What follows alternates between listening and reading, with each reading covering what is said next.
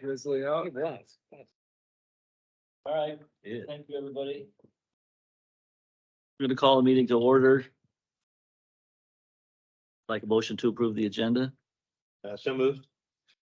Second. All those in favor? Aye. The first item on our action item agenda, there are no action item agendas, excuse me. The first item on the information is Alton is going to do the demonstration on the Dominion easements.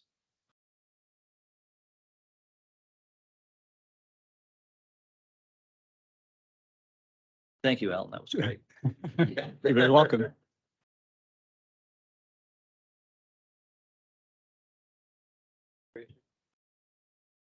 It's going to be electrifying. Shocking. Nice. It's gonna be a long morning.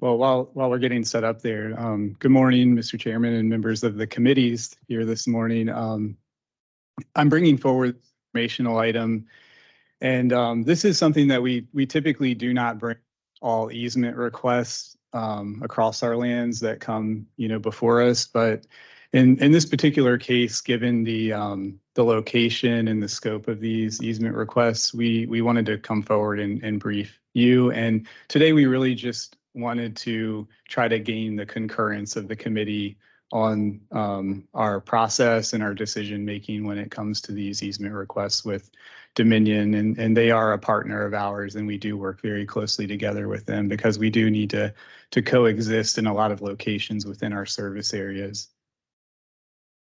Are we able to go into presentation mode?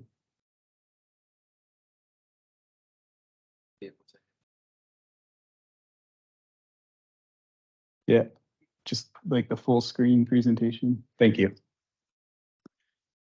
And so really divided this presentation into three particular goal areas. I wanted to step through some pertinent board policy with you. I wanted to share context, why these easements are important. And that really involves power needs and grid reliability within the county. And that involves certain county level drivers and economic development. And then, as I stated earlier, we maintain a strong collaborative relationship with Dominion Energy. And then lastly, I wanted to provide specifics of these two requests that are before us. And again, the considerations that we give to these requests and our proposed path forward. So in terms of board policy, I just wanted to direct you primarily to this one part of the Loudoun Water Statement of Policy. And it is embedded within the board's financial policies. And it's something that we've talked about quite a bit recently, thinking back to the board retreat and our Goose Creek properties. And that is that we are tasked with managing our land holdings in perpetuity to provide the water and wastewater services and meet the needs of customers, our utility customers within the county. So, we take that charge very, very seriously. And so I just wanted to remind the committee that we factor this into the review of these requests and take it very seriously. And then the second piece to that is something that I stated earlier, in that we don't typically bring each and every easement request before the committee because there is a delegation of authority to the general manager when it comes to granting these easements. So moving into the context, I'm sure many of you have been following some of the articles in the newspapers over the past year or so, and that is that power is stressed in the county, and there have been a lot of articles about the potential for moratoriums on new connections while Dominion tries to catch up with their transmission power infrastructure. And that even led to things as far as trying to relax air quality requirements in Loudoun and nearby counties to allow the data centers to run their standby generators during peak periods of power usage. And that was met with quite a bit of resistance in its public comment period and so forth. And so what I'm trying to do here is just create the contextual understanding that there's a lot going on here locally within the Commonwealth on trying to meet the needs of power in the Northern Virginia region.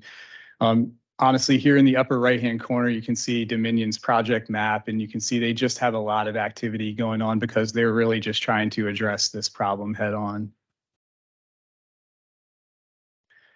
And again, the second piece of context is that we have maintained a very collaborative relationship with Dominion Energy. I've kind of illustrated here a couple of places where we've co-located utilities and really important corridors. I'm showing how at the reservoir with some of their transmission infrastructure co-located with our reservoir facilities, and then a pretty intensive data center corridor here in the lower map that just kind of illustrates our reclaimed line, our Brippy sewer, our various water distribution pipes that crisscross their transmission power easements. And as we've worked through our requests to be within their right of ways in the past, I've personally worked with them, and it's been a very collaborative and easy process. The last piece here is back in 2021, we actually put into place a cooperation agreement with Dominion because of all of the activity going on. It just really helped spell out the terms of us to be able to really easily move into agreements where we needed to co-locate. Who initiated that cooperation? Us? It was sort of mutual. We have, our business relations manager, and we're constantly talking with their counterparts, and through our regular meetings, it just kind of, again, mutually came about that we would, just go ahead and put something in writing because we were meeting often and we were, doing all the things that are really spelled out in this agreement. So we just wanted to solidify it. And what stands behind the agreement is really form type encroachment agreements or easement documents that allow us to just pick those up and execute them. Then I'm a little slightly confused by both of those maps. Could you set some, like, that's the reservoir? Yes, absolutely. I'd be happy to. So what you're seeing here is Beaver Dam Reservoir and the dam, and then this is our outlet works, and we have some piping, and just off the image here, we have our intake and our pump station facility. And I'm not necessarily showing the bounds, but in red here, you have two sets of overhead transmission power lines and the easement right-of-way corridor through there. So we're co-located with our facilities, and we executed agreements to overlap our facilities with theirs. So are there power lines there right now? Yes. Okay. And so are they adding more power lines there, or this just to show? This is illustrative of the collaboration that we've Okay. done in the past, yes. All right. And then on the lower image, this is near the intersection of Waxpool Road here and Loudoun County Parkway. And just kind of illustrating, just in the last 5 to 10 years, all of these data centers have been constructed, and we brought our Brippy sewer through this corridor with their existing overhead transmission power. And we have a reclaimed water line coming through this corridor as well, and then various water and sewer lines. What are the green lines? Those are sanitary sewer lines. Okay. All right, thank you. You're welcome. So I'm going to move on to the requests that are in front of us at this point in time. This is the first request, and it is something that we've been working on for many months. And Dominion calls this their Beco to Dulles Town Center project. So this is, to give you some bearings here, Route 28, Gloucester Parkway. This pink line here is Loudoun Water's campus, our property boundary, and that generally follows the Broad Run stream. And essentially, Dominion manages an existing power substation they call their Beco substation here, and they need to extend a 160-foot wide transmission power corridor to the north across 28 and to a new proposed substation here near the Dulles Town Center area. And that is to support, I think many of you are probably aware, there's a lot of data centers being constructed right now along Route 28 and near Dulles Town Center. So Dominion approached us on this proposal, again, many months ago with multiple alignments and options. Of course, we are always looking out for our future plans on this property. And one thing I want to point out before I get too far is that these broken blue lines on either side here, here and here, these are representative of the 100-year floodplain location. So as Dominion brought forward their proposal and their multiple alignment options, we were, of course, pushing for them to be outside of any of our master planned areas for the property with broad run and all utility uses. And of course, being within the floodplain. We also discussed with them, can you attempt to be completely off our property and on the adjacent parcel here? That led us into just some discussions with the county attorney and county administration staff and trying to understand certain conservation easements that have been granted on the adjacent property to the east. And so what we landed on with those discussions was this alignment shown here in the dark blue. It does traverse our property, but it also does traverse the portion of the adjacent property. And this corridor is to the east of our existing utility corridor that runs from Broad Run down here, and then another sewer corridor that runs here. The other detail to mention is that this line in green is just illustrative of a temporary construction access easement that they wish to have to access this area for construction. So where we are in the process is that they've finalized this request, and pursuant to the cooperation agreement that we have in place, they have put in front of us the right-of-way agreement. And this one is nearing the finish line in terms of executing the agreement. Let me pause there and like to open it up to questions. Correct.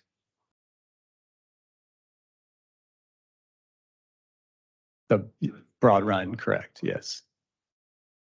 And I do have, I'm going to skip ahead. So this is an illustration of the post-construction rendering here. Oh, those are the power lines we see, kind of. Correct. So this is they'll clear this swath of 160 foot wide, and you're kind of seeing the towers illustrated here.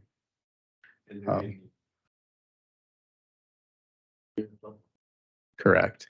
And again, we evaluated multiple alignments, which included this one and others that crossed further into our property, as well as a routing that looked at coming around the frontage of the property on Loudoun County Parkway. Again, early conversations, we pushed for this to be to the east.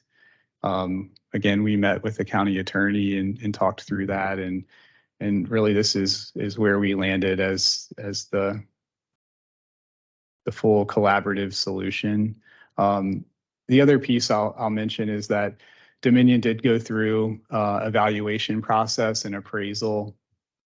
Again, this is not something that we are looking to monetize and really sell portions of our campus here, but it is a common need, and so that's why we wish to collaborate with Dominion and look at this. And there's going to be construction access through the plant, there will be, and that controls put on it. yes. So we have a full agreement for the temporary construction access, and that spells out all the requirements for during construction and then post-construction restoration. They're going to do a little bit of paving work near our entrance in off of Loudoun County Parkway, and correct. Yeah, and this will be outside the secured area of the plant. So they ever look to monetize? Do we not look to monetize this because we're cooperating and we don't pay them, they don't pay us? Is that sort of how it works? That's not what I'm saying. I probably should have finished my previous statement. So they did go through a full appraisal process. And with this being wholly in floodplain, the appraisal itself did not come back with a value for this easement area. The area itself is approximately 9 acres. But what they did is, because the appraisal basically said this is in floodplain, it's not a buildable area. It doesn't have an appraised value. They did take the appraised value of the buildable area of our property, which was a very, very high sum, as you might imagine. And they basically gave us 30% of that appraised value for this land area. And that, just to get to the point, that was about $856,000 is what they are offering for this land area. I may have missed it. Can you describe the type of towers? And this is a 500 kVA or I think it's 230. 230? And Oh, it's a lower one. I believe it's their monopole style towers that you have been seeing more recently around. It's going to terribly damage our view shed. And that That was humor, by the way. yeah, I think I actually want to speak more to that actual point on the next slide, Yeah. but Jonathan, was there any talk of swapping easements, something we need that?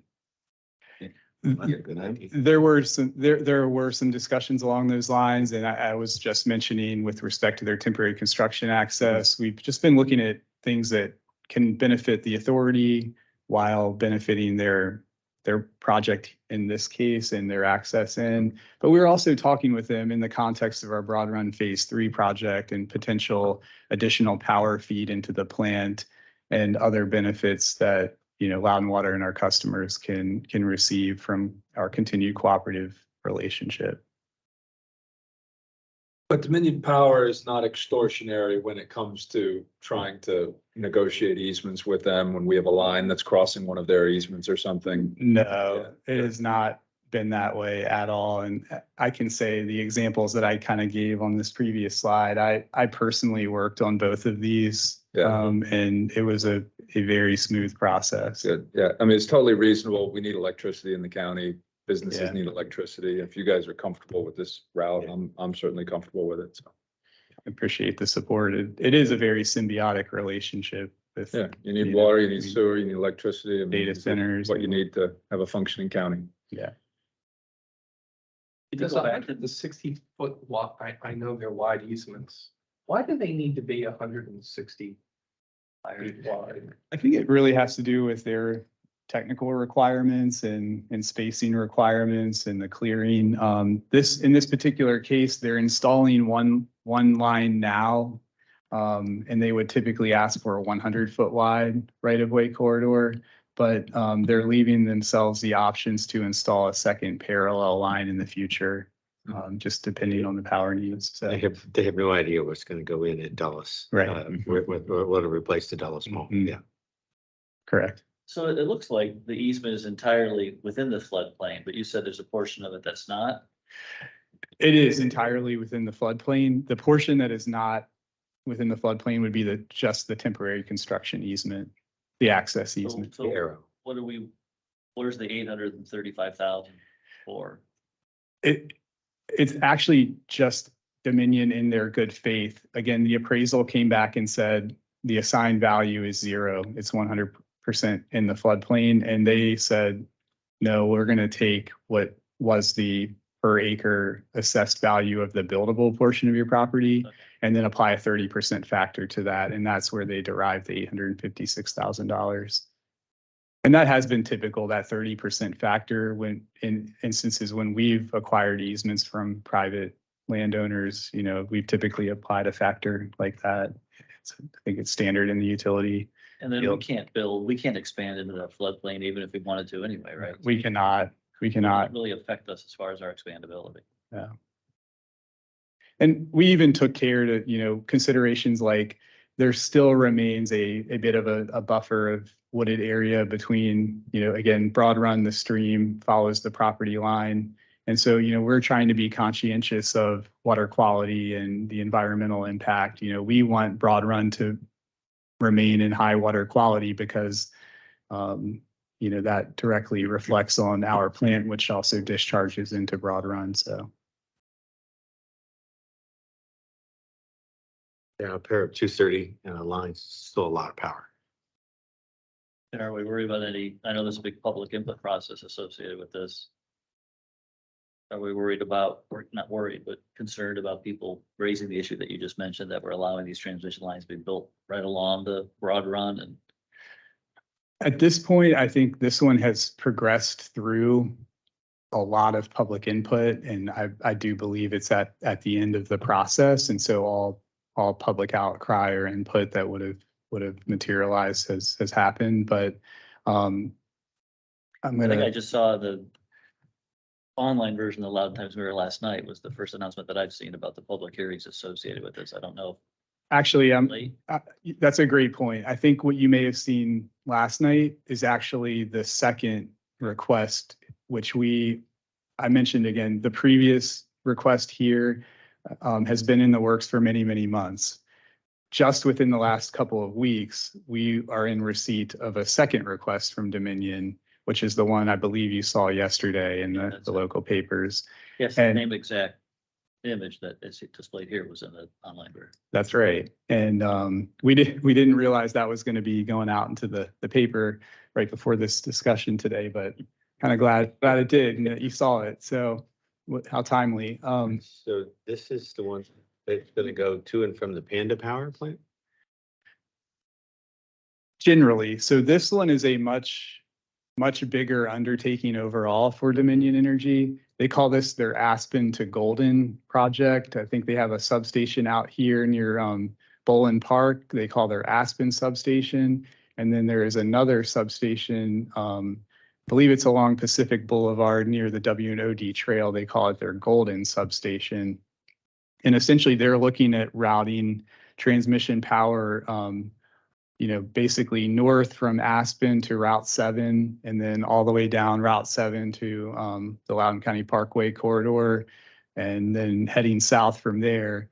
And what this proposal does is it looks at a second route across our campus here. Again, I want to reiterate that this is very early in the process, but what they've zeroed in on, and probably read in the article yesterday, they've ruled out the option of going along the Dulles Greenway and along the W&OD Trail. So they've narrowed to this corridor in yellow here, the light yellow. On Route 7. And in terms of our Ashburn property, which is illustrated in the pink here, they're looking at two principal alignments. One would come down Loudoun County Parkway right across our frontage. And then the other, again, this is very illustrative, but looks to go around the north side of the property and then kind of come down along a similar corridor. Again, attempting to be wholly in the floodplain. I will say our initial reaction to the second proposal is that we really do not like this option coming across the property frontage for its visual impact, and They could just keep searching. Yeah. in our aquiary, and so we've really kind of already pushed back on that one a little bit. The second option here that tends to come around the north, again, the red block here is just intended to be very illustrative of our Broad Run footprint well into the future, but we honestly want to push them to kind of hug further to the north. And we have an existing sewer corridor and driveway, that access road that comes down along this portion of the property. And then we just want them to kind of hug that and then come around and then come down in parallel to the line that I was speaking of on the previous slide. That's the general direction that we're going to push in, as well as other alternatives that may exist, and including looking again at being, as much on this eastern neighboring property as possible. So let me stop there. I know that's a lot. Do you need us to come speak at that hearing? There is an online meeting Oh, that's right, it's online. today around the lunch hour. Okay. And then there's a public input session, I believe, next week at Broad Run High School in the evening. But we're staying engaged with Dominion in these public discussions, and we're continuing, again, this collaborative relationship with them. I like your idea of going to the back. What does deemed infeasible mean? Is it is it cost? They deem it infeasible because of money? Because they need too many easements? Like, what does that mean? Well, we haven't really probed too far with our contacts at Dominion just because this is a recent request, but I was reading in the articles yesterday that it had to do with public impact, their assumed public impact with a lot of housing along those corridors. I think in terms of the Greenway, I actually can't recall the reasoning they gave there, but I kind I of think you're- suspect maybe future I think you're Metro right on, Rail. though. It's a mix of all of that. Yeah, It's just a combination of things that they Mhm. come to that conclusion. No, it's just not possible for them to do things underground. They just don't do that. they really resist that in terms of the expense and, We talked about that. yeah. We have, But looking west because of those lines, I mean. I mean, they do, and they did that pilot program, but between Leesburg and Hamilton, Yeah. that was 1.5 miles or whatever that was. That was Joe May. Yeah. But yeah, like Alton said, they do resist it. And they have all their reasons, and there's some valid reasons. Yeah. But it's one of those things where you'd like to get the electric companies into the 21st century, and you go, you could do this if you really wanted to, and they could, but and again, there's some legitimate challenges to it. One, to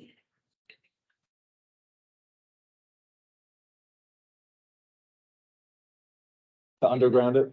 Underground, yeah. Yeah. And they'll be putting these things all down Route 7 like they did out to Percival and all Yeah. that. And, but it'll match the Top Golf, so that'll. I hadn't Just string up some nets. You just have Top Golf all the way down. Now they have the right to condemn. Because we're an authority, does that give us any immunity from that? I'm glad you asked that because that was definitely a question I was anticipating. So we have a key account representative with Dominion because we're such a large account with them. His name's Mr. John Kehoe. And so I gave him a call last Friday to kind of talk through some of the potential questions. And the way he described it to me is that, they have to work through the State Corporation Commission. And I said that very same thing that you just asked. And he said, well, like once we've gone so far through an alternatives analysis and laid out all the pros and cons, really SCC can kind of look at it and they can make a determination, even though that we are an authority, Okay. they can essentially condemn. Which again makes sense in a way. Yeah. You gotta get lines, and people don't like lines, and you need electricity. And so, I get that. So, but we've got a good cooperative relationship with them. It looks like we'll be able to work something out here, and we need That's great. electricity, so. Yeah. I'd forgotten to mention one additional detail. I've kind of illustrated here in this box. This portion of this project is located near our Milestone Reservoir and our Two Creeks property and a lot of work we're doing in the JLMA right now. So that's another area that we're going to be closely looking at because some of the routing sort of skirts the north edge of the Two Creeks property and then comes across Goose Creek, and they were looking at potential pole location kind of up on the Corey property. And so there's just a lot for us to look at and talk about with them on this one. But again, this one's early in the request process. But again, in the spirit of what we were talking about at the outset of this discussion, we want to be transparent with the committee and the board and our policies. And these are big requests. These are important properties to us. And we appreciate your support on this one because we really think we have gone through an internal process that well vetted this one. This one, we have more work to do, and we will likely be back to the committee with an update on this one. Sure. Yeah, but it makes sense to run the lines over by, it's, the sewer plant's not the loveliest thing in the world either. And so it's all industrial infrastructure. And it makes sense to have those kind of things co-located. People don't love Route 7 either. Mm. And, You know, I'd love, like Bill said, I'd love for us to be able to mature and get the things underground, but I don't think that's possible in the No, they're just gonna have short term. Yeah, they're talking about a 500 KV. You know, the Aspen to Golden and Blue is 500 KV. When they, provide an alignment like they did in front of our campus, do they give a rationale why they like that routing? No, I think they want to explore all options. There were actually two alignments in front of our campus. One was on our side of Loudoun County Parkway, and they even showed another alignment on, the west side of Loudoun County Parkway. But we have a major water transmission line coming through that same corridor, and that one was not, we deemed that one a little infeasible on our end as well. We're not moving that. Yeah. I mean, my initial reaction is why they just don't keep going down Route 7, come down behind our campus, like you mentioned, as opposed to Yeah. going in front of it. So Use that same corridor from before. Yeah, let's try. Well, you got Concora there, and if you remember with Concora, you've got all the rookeries and the blue herons, and then like Alton was mentioning, some of that was placed in easement as part of that rezoning. So I think that's gonna be problematic, but they've got a wide swath there, so I'm sure they'll talk with everybody there and figure out the best route. The heron stuff and the Yeah, yeah. rookery stuff, that has been a big part of these conversations. And Yeah. when we met with the county attorney and county administration, Yeah. there's just so many constraints here. But to your point, that is something that we have on our list to go back to Dominion and talk about. Like, let's revisit the options east of our campus with this one as well. Even, this area, like, again, following fully with the corridor of Broad Run, this area, I believe, is a concentration for the blue heron Mhm. stuff. So I think, and then we have a lease here on this part of our property to the AM radio station Mhm. for those towers. So we're just a lot of constraints that we're working through and trying to consider. Yeah. Good. So that the apartment development is just north of the purple line on our property, along, right in there where just north of there, there's development in there, housing.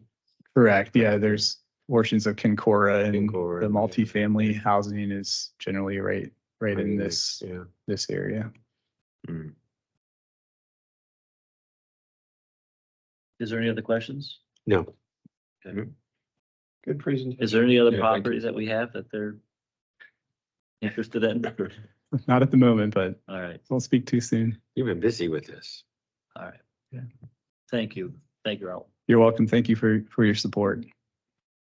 Okay, the next item on the information items is the financial summary by Sally. Yes, these are our May financials.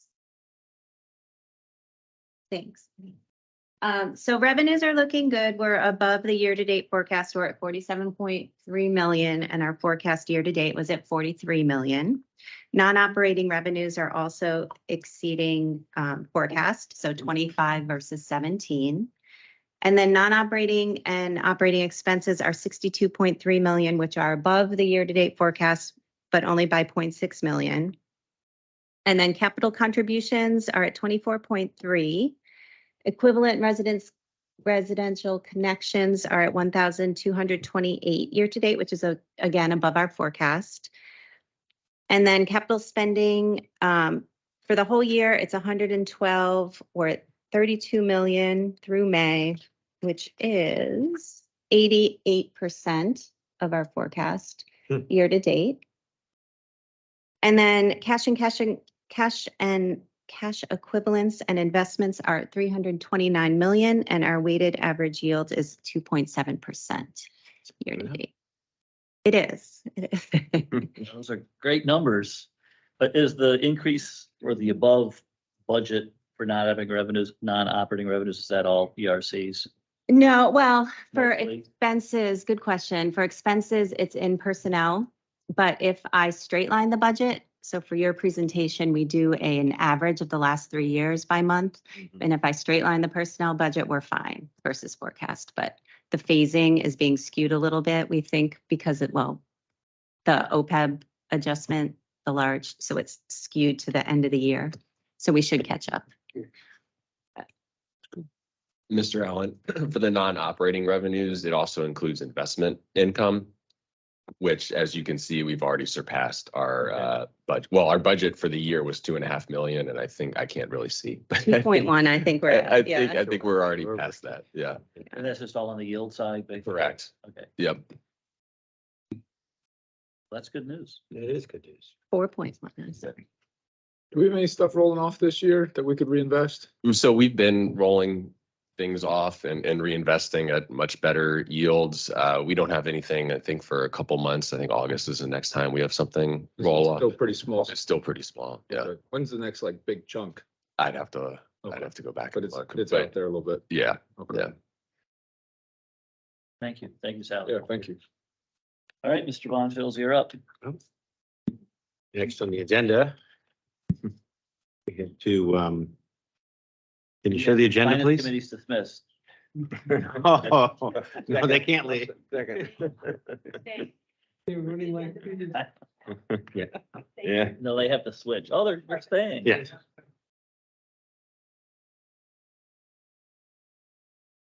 You want to sit at the head of the table? Please, sit at the head of the table. Go ahead and sit at the head of the table. Camera will just be on your I back. could be in the middle as opposed to the end.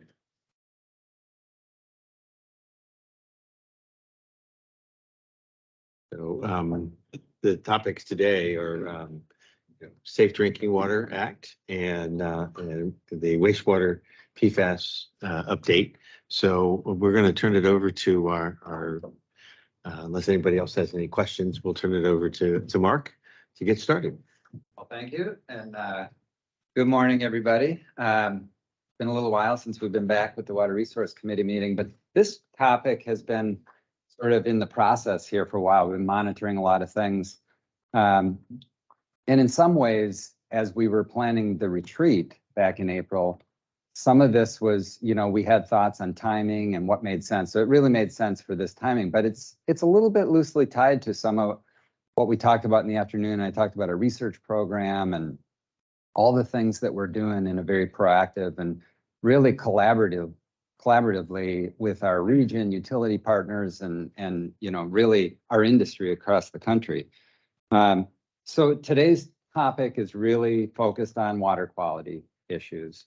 And, I think many of you are probably following news and you see headlines. We've talked here with you and provided updates, particularly around PFAS over the last year. And in March, there was a pretty major headline with some action by the EPA, but we really want to help you understand what that all means. It gets complicated. It's a long process.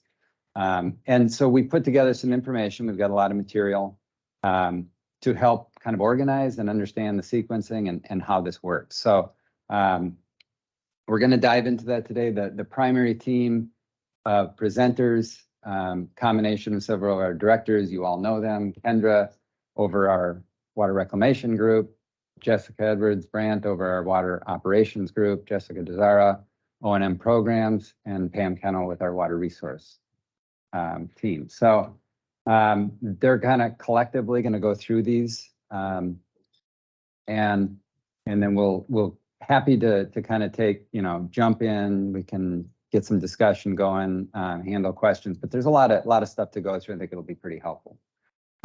We had a larger group of staff, and it kind of goes to what we continue to say, how many people are involved in this kind of stuff. It's important and it's complicated, and several of those are here as well. So I think we'll be pretty capable of handling any kind of questions that come our way. So with that, we'll get into the first agenda item, and Pam is going to kick that off. Yeah, I'm going to provide just a little bit of context. I know we've spoken to the Water Resource Committee previously about water quality issues. And so we'd like to tie this back a little bit to some of the things that we've talked about before. Whenever there's a federal or state regulation, it impacts operations and all of our supporting functions. And therefore, we have a pretty broad team across the authority that follows these things, looks at the requirements, analyzes for compliance. And so you see a list here that's really associated with some of the PFAS work that is, shows the involvement of the different teams across the organization. Because the Potomac River is our source and it's shared by other states, other jurisdictions. A lot of the activities that we do there are regional in nature. We share a lot of information with the region, lots of good collaborative work there. And then our memberships. We are technical association members with many Virginia organizations as well as national organizations. And so there's a lot of leverage in knowing what other utilities are doing to comply with these regulations in general. So just wanting to provide that context that we are tracking these often and thoroughly. And today, you may remember 2 years ago, we talked about this regulatory umbrella. And today is just, focused on this Safe Drinking Water Act wedge and only 3 little programs really. And the reason we've selected these to speak to you about today is we are very active in working with these for different reasons. This unregulated contaminant monitoring rule is a periodic rule where EPA collects data to decide whether or not they want to regulate things. And so that's what we're working on with UCMR 5. PFAS, as you know, is a proposed regulation. It's pretty complicated. We've got some information to share with you just to kind of convey some of the complexities in what we've been looking at. And then LCR is very different in that it's been a regulation for a very long time, but it continues to be revised and improved. And so Jessica is going to talk about the inventory that we're doing there. But all of these are things that our utility colleagues are dealing with, and this is very front of mind for all of them. And what's LCR? I'm sorry. Lead and copper rule. Okay. Thank you. All right. With that, I'm going to pass this baton to Jessica Edwards. All right. Okay. Good morning, everybody. Before we get into the nitty gritty of the UCMR 5 and the proposed PFAS regulation, we thought it would be a good idea to just review with you the Safe Drinking Water Act and how EPA basically goes about regulating a contaminant. So an EPA has a formal process for this. They will pull together what's called a contaminant candidate list, or we'll refer to that as CCL. And this can be a really long list. Sometimes it's 60 or more contaminants that they feel could be within a public water system, and they want to learn a little bit more about it. It could be, so they're interested in this.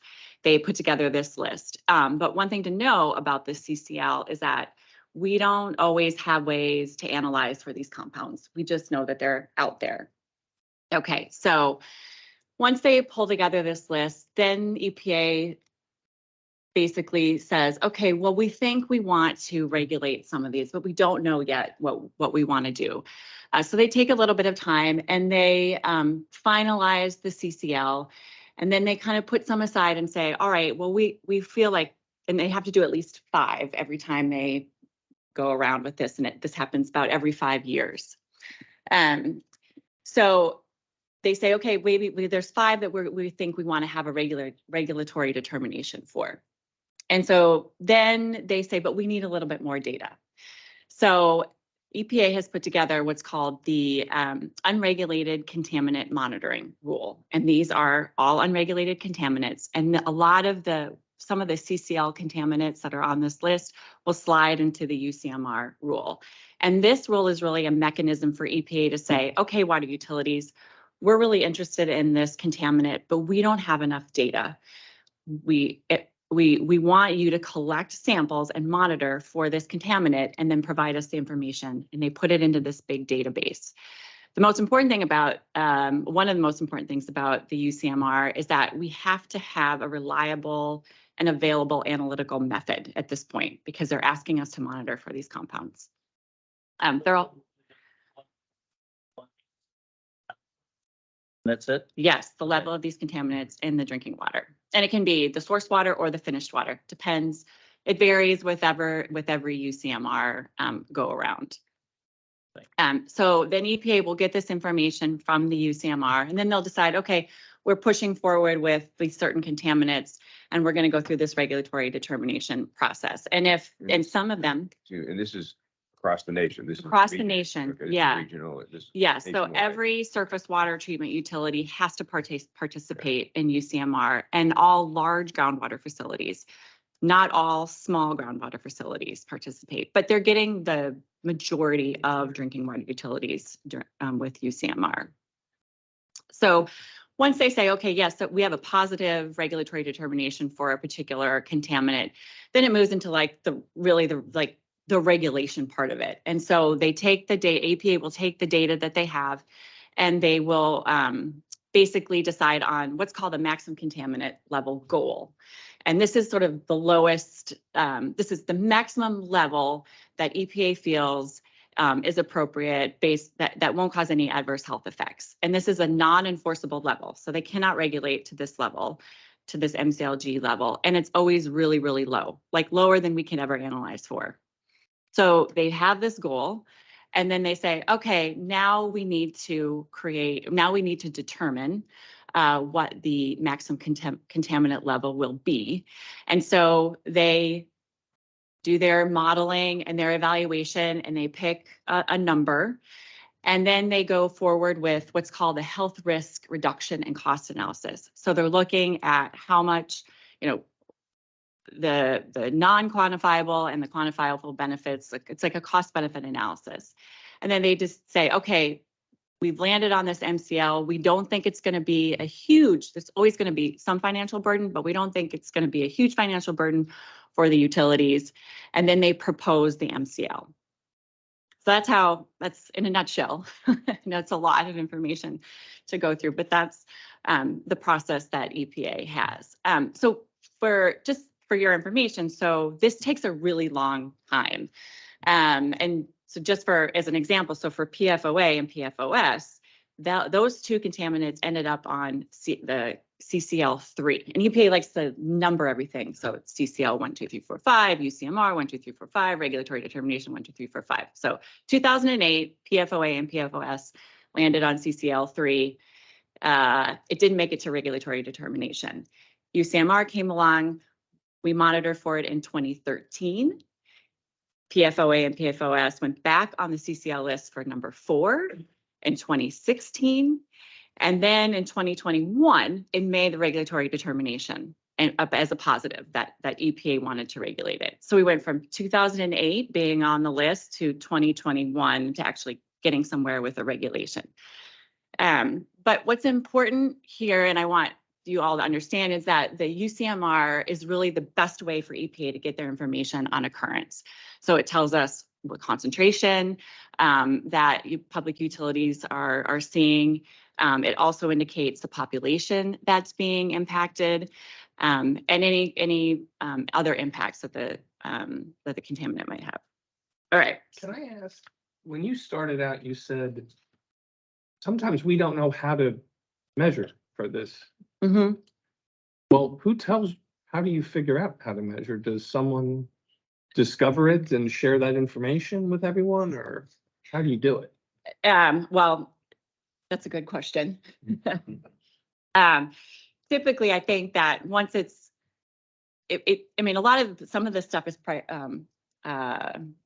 what's the word? Not priority, but proprietary. Thank you. For manufacturers, and they don't always share sort of what they're doing. And so there is, there is a lot of federal government entities that will try and figure out what's in there and do the analytical research or background work to come up with an analytical option for us. So there is shared information. There is shared information. Yeah. Okay, thank you. I had a quick question. What's the purpose of the maximum contaminant level goal if it's not ever expected to be implemented? Yeah, so it's like the benchmark for EPA to say, we have this goal, it's really low. We feel like this goal is where, really where it needs to be. But it costs too much to do that. Okay. So it's really sort of a benchmark for So them. this is a pragmatic element where we're confident at these levels. there's Yeah. No harm Yeah, to the public, Yeah. but we're pragmatists and we go, everybody can't achieve that. So let's go for this. right. And the way that the Safe Drinking Water Act is written is that when they are proposing or determining what the MCL is, they have to try and get as close to the MCLG as they can. Okay. All right. Okay. All right. So a little bit about the unregulated contaminant monitoring rule.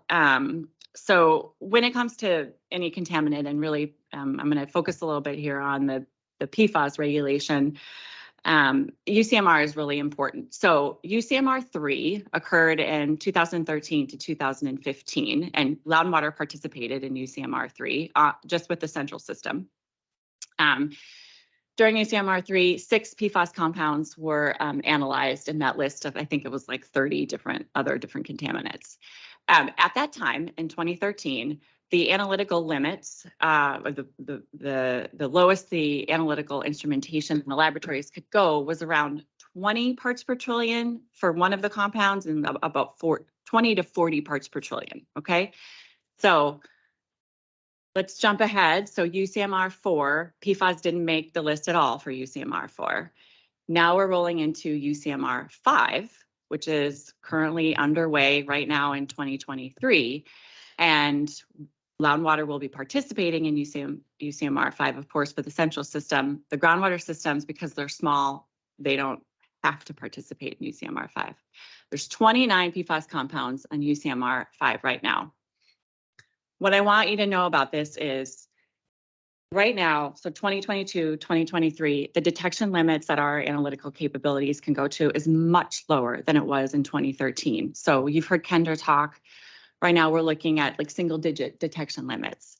But in 2013, we didn't have those. So there's a whole population of public utilities that participated in UCMR 3 where we don't know, EPA doesn't know where they are in the spectrum of non-detect. Right now, that's around 2 PPT to 20 PPT of these compounds. All right, so we don't know where they are. Are they at 5? Are they at 10, 19? It's unclear. Okay, so we'll come back to that in a little bit. But UCMR 5 has started for us.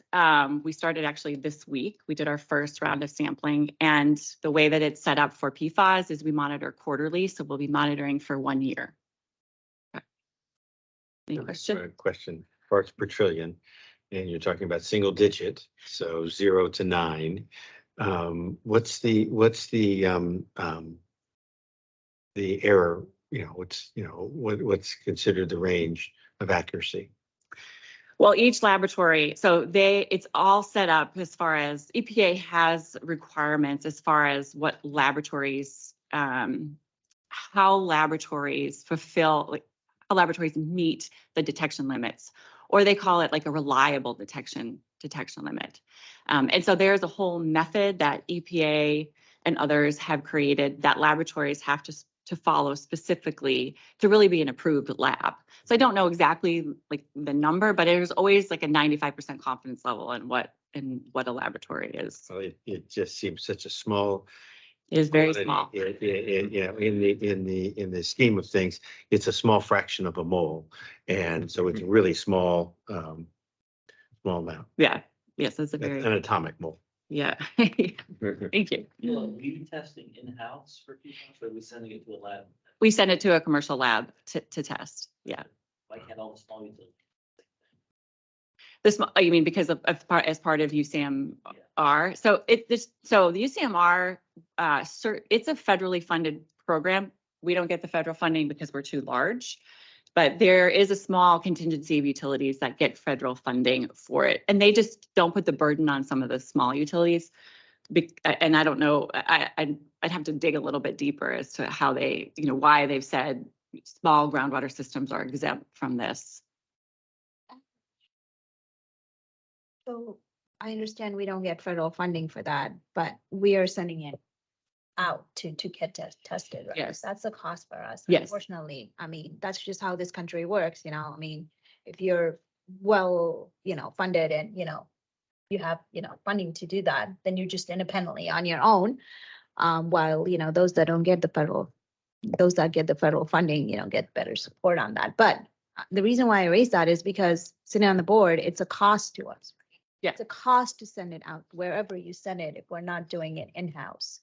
Yeah. So where are we sending it and what is the cost for us? We then just like for to add, it's still a cost if we run it in-house as well. Yeah. Right, Yeah. because then you have to have the staff to do it, the analytical methods and all. Yeah, agreed, but the cost is higher, right? Not all the time. Yeah. A lot of these big labs, they run so many of, let's pick a metal, right? They're doing 10 times the quantity we would, so they actually can be very cost effective. I'm gonna say PFAS analysis is very expensive, but the commercial labs can be extremely cost effective at times. Okay. But from a cost point of view, everything costs time, money and effort. I understand that. Thank you. But I mean, looking at, because again, the reason why I say that is because we don't get the federal funding.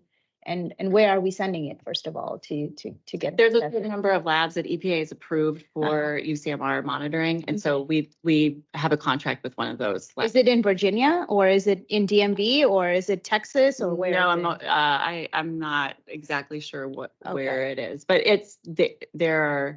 there, like, you can go to the website and look at the list. There aren't that many labs Okay. that they have approved. I think it's like 50 or something like that. maybe. Okay. But- Right, and even the national labs only have certain laboratories that they have certified. So the labs we work with have Virginia, but we can't control if it goes to one here in Virginia or in another state because it's where they're maintaining that staff at that certification. Yeah, no, we can't control that. I'm just asking, like, is it here in state or in DMV too? I mean, you know what I mean? Okay. Because transportation, taking it, all people who are working towards this labor cost and everything, it costs. So that's the reason why I was asking that. And when do we send this? Like, when do we get the process started for this for us here? Well, UCMR for us just started this week. So I believe we collected samples this week. Okay. We do it quarterly. And we will do it for PFAS, it's quarterly, not all, depending on what's on the list. Not everything has the same frequency of monitoring. Okay.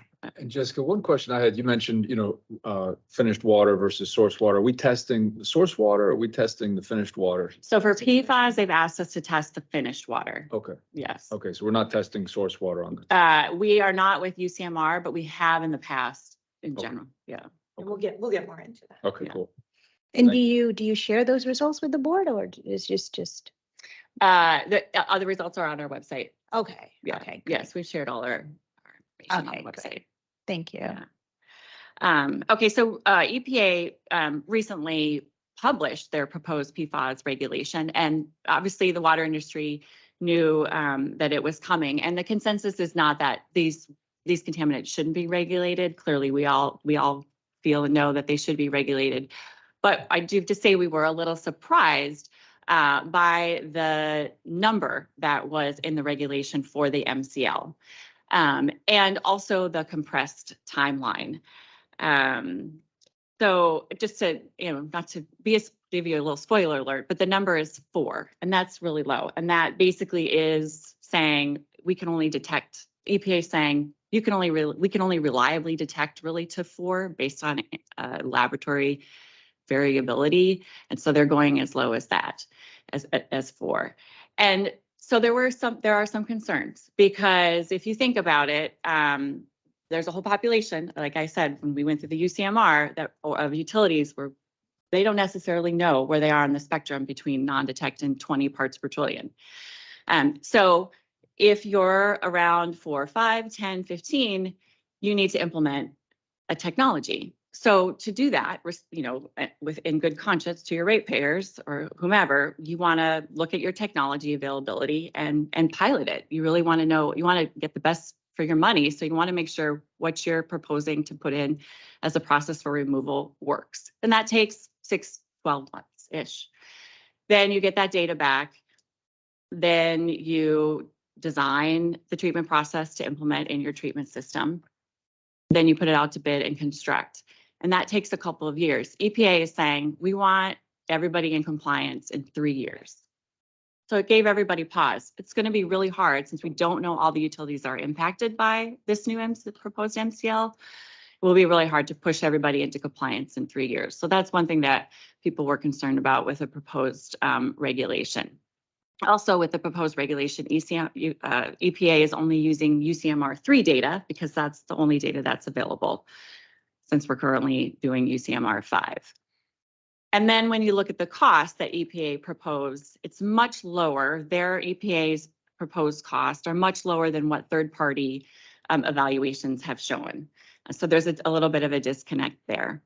And then there's some unintended consequences. So there's really 3 technologies that can remove PFAS. One's GAC, one's ion exchange, and one's reverse osmosis. We have GAC at Trap Rock. So there is concern. Now there's going to be a huge supply and demand issue with GAC. We need to make utilities, a lot of utilities are going to be looking for GAC to put that in. Will the vendor be able, and the vendor is concerned as well. They don't know if they're going to be able to keep up with the supply. So there are things like that. And then, like disposal costs, we're still waiting on the circular hazardous waste determination. So there are a couple things in there that gave the water industry pause when EPA published this regulation. And there were about 120,000 comments on this regulation, which I think is like a record for the Safe Drinking Water Act, by the way. I don't think I've ever seen it that a comment. Yeah. Yeah, but a handful. Okay, so this timeline is really, and I'm going to show a timeline here, and it's really just to give you some additional perspective on what the industry is going through, and simultaneous to EPA kind of pulling together the regulatory language for PFAS MCL. They also published what's called a health advisory level. And we've talked about this before, and I think back in 2 years ago when we were first talking about PFAS. But so in 2016, EPA said, all right, and really the health advisory level is it's not enforceable to utilities. So we're not regulated by it, but it's the EPA's way of saying, hey, public water utilities and state regulators, we're really interested in this compound, and we've done a little bit of research, and we know a little bit about the health impacts, and we think that this number, and in 2016 they said, okay, we're 70 parts per trillion. If you add together PFOA and PFOS, we think that that's a good number for utilities to be meeting. All right, then we jump ahead to 2022, which was just last year, by the way. And EPA said, we've gotten more health information, we have more data, and we want to lower the health advisory level. So they lowered it to 0.004 parts per trillion and 0.02 for PFOA and PFOS. And that's really, really low. We cannot analyze that low, right? All right.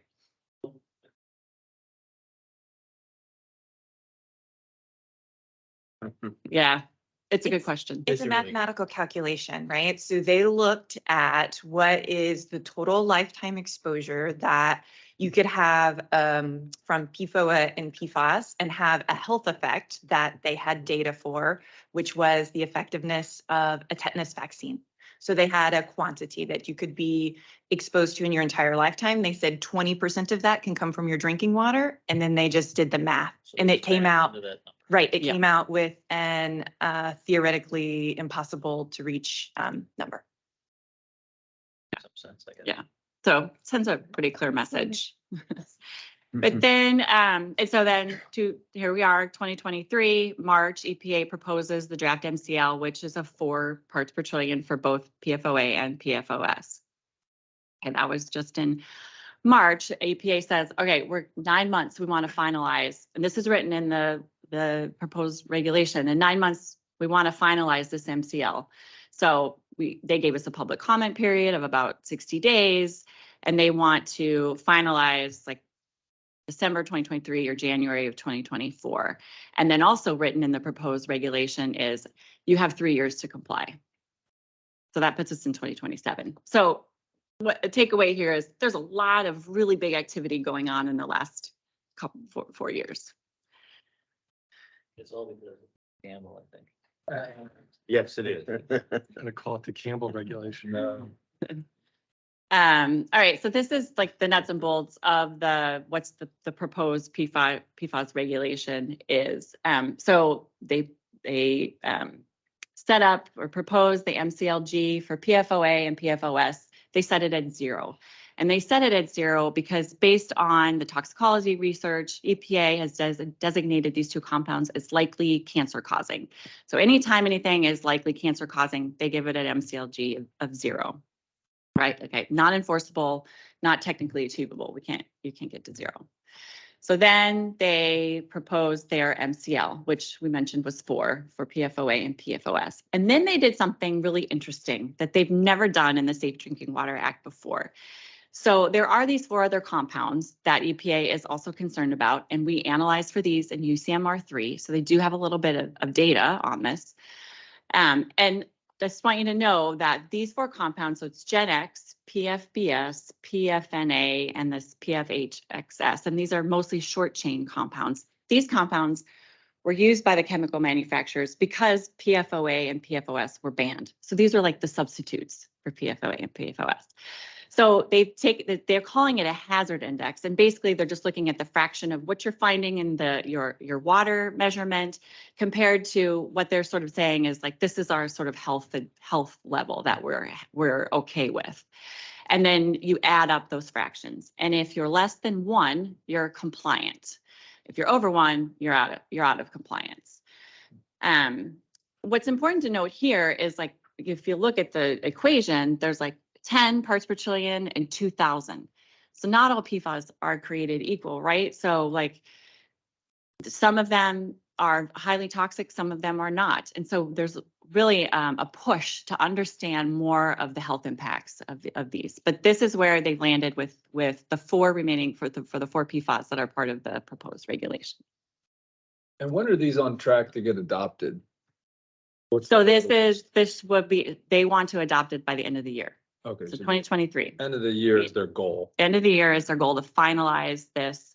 And then they would require utilities to be in compliance in 3 years. Mhm. So if they finalize it in 24, 3 in 27, we have to comply. What if you're out of compliance? Then you have to install a treatment technology that will get you into compliance within 3 years. So our granulated active carbon will do what we need it to do? No, for granulated activated carbon, you have to have clean carbon, pretty clean carbon. And the water has to react with the carbon for a certain period of time. It's a pretty long detention time.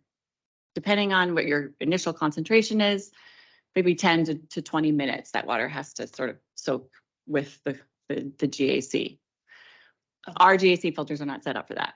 But we're okay. Yeah. She's gonna show on the next slide that we're okay. Oh, yeah, sorry, yes, we're, okay. Yeah, jumped ahead of. He got worried. I apologize, yes, Don't so, worry about it. yes, good question. Next slide. Reverse osmosis was the other way. Reverse osmosis is the other way. What's the third way? Ion exchange. Ion exchange. That Mhm. sounds. Yeah, and it's a resin, very similar. It operates very similar to a GAC filter. Well, I won't get into that. That's another story. But anyway, okay, so achieving compliance. So we feel based on the data that we have so far that we are in compliance with the proposed MCL for both the 4 and for the hazard index. But this is preliminary data. We've been monitoring PFAS annually since about 2001, and then we doubled up a little bit in 2022. So we have about 5 data points, and our data so far, preliminary data shows that we will be in compliance. Our official data collection for this proposed rule starts with UCMR. So because we're doing quarterly monitoring, we'll have for the year, we'll have a good set of data to understand compliance. You will note on here that there is a 4.5 parts per trillion that was a data point for us. This was in 2021. And this data point is really a timing and a detection issue. So in 2021, if you'll remember, the health advisory level was still 70. And we often like Pam said, we are talking with our regional partners all the time.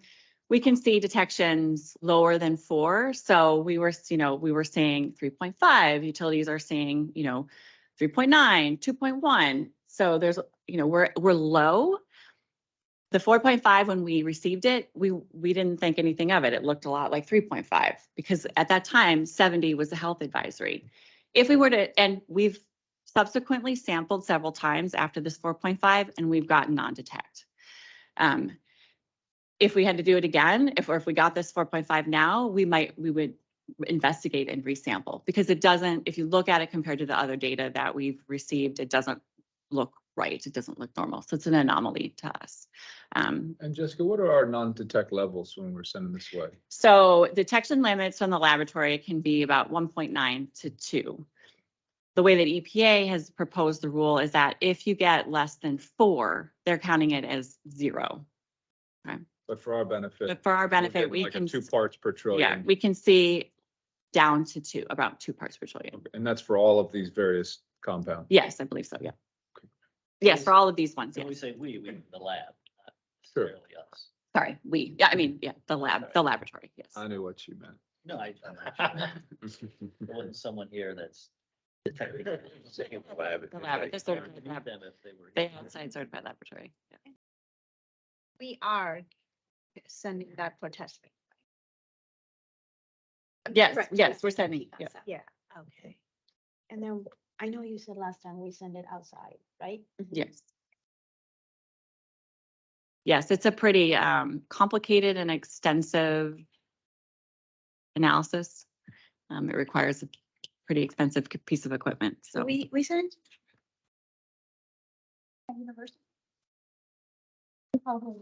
So we have a lot of teaming partners, and right now we're in the process of really kind of expanding that portfolio of, our very first wastewater sample we did, that was part of a research study, and that went to Texas Tech. Okay. But a lot of our drinking water, has been with more national labs. But it is in our best interest to have as many labs that we can work with as possible because everybody is sampling for PFAS right now. And so we're running into very long delays in getting data back where you collect a sample and 6 months later, you still don't have your data back. So we are diversifying that so that we're comfortable working with several different labs.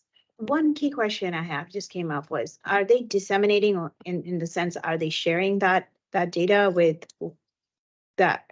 other entities, or are they just doing the sampling and sending it back to Land and Water?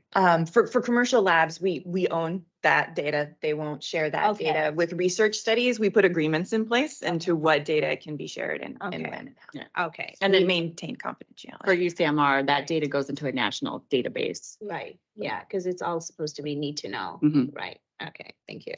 Are the outside labs have to go through a certification with EPA? Are they, okay, these? For these are good? UCMR, yeah, for Okay. compliance in UCMR, yes, they have to go through a special certification. Okay. That's probably annually. It's usually annually. Yeah. All right, so that is the central system data, and I'm gonna send it to Kendra now. So I'm going to talk to you about our community system, drinking water data, and because that's organizationally, we have similar operating staff working on these small community systems for both water and wastewater. So they're both in this group, but it was that same presentation, if you could just stay there. Yeah. And so community systems are different because the Potomac River is not the source of water. So the community system is supplied by independent groundwater wells. So we've got really awesome graphic going, showing, Cool. right? Like a Video game. Let's just start moving around, expanding.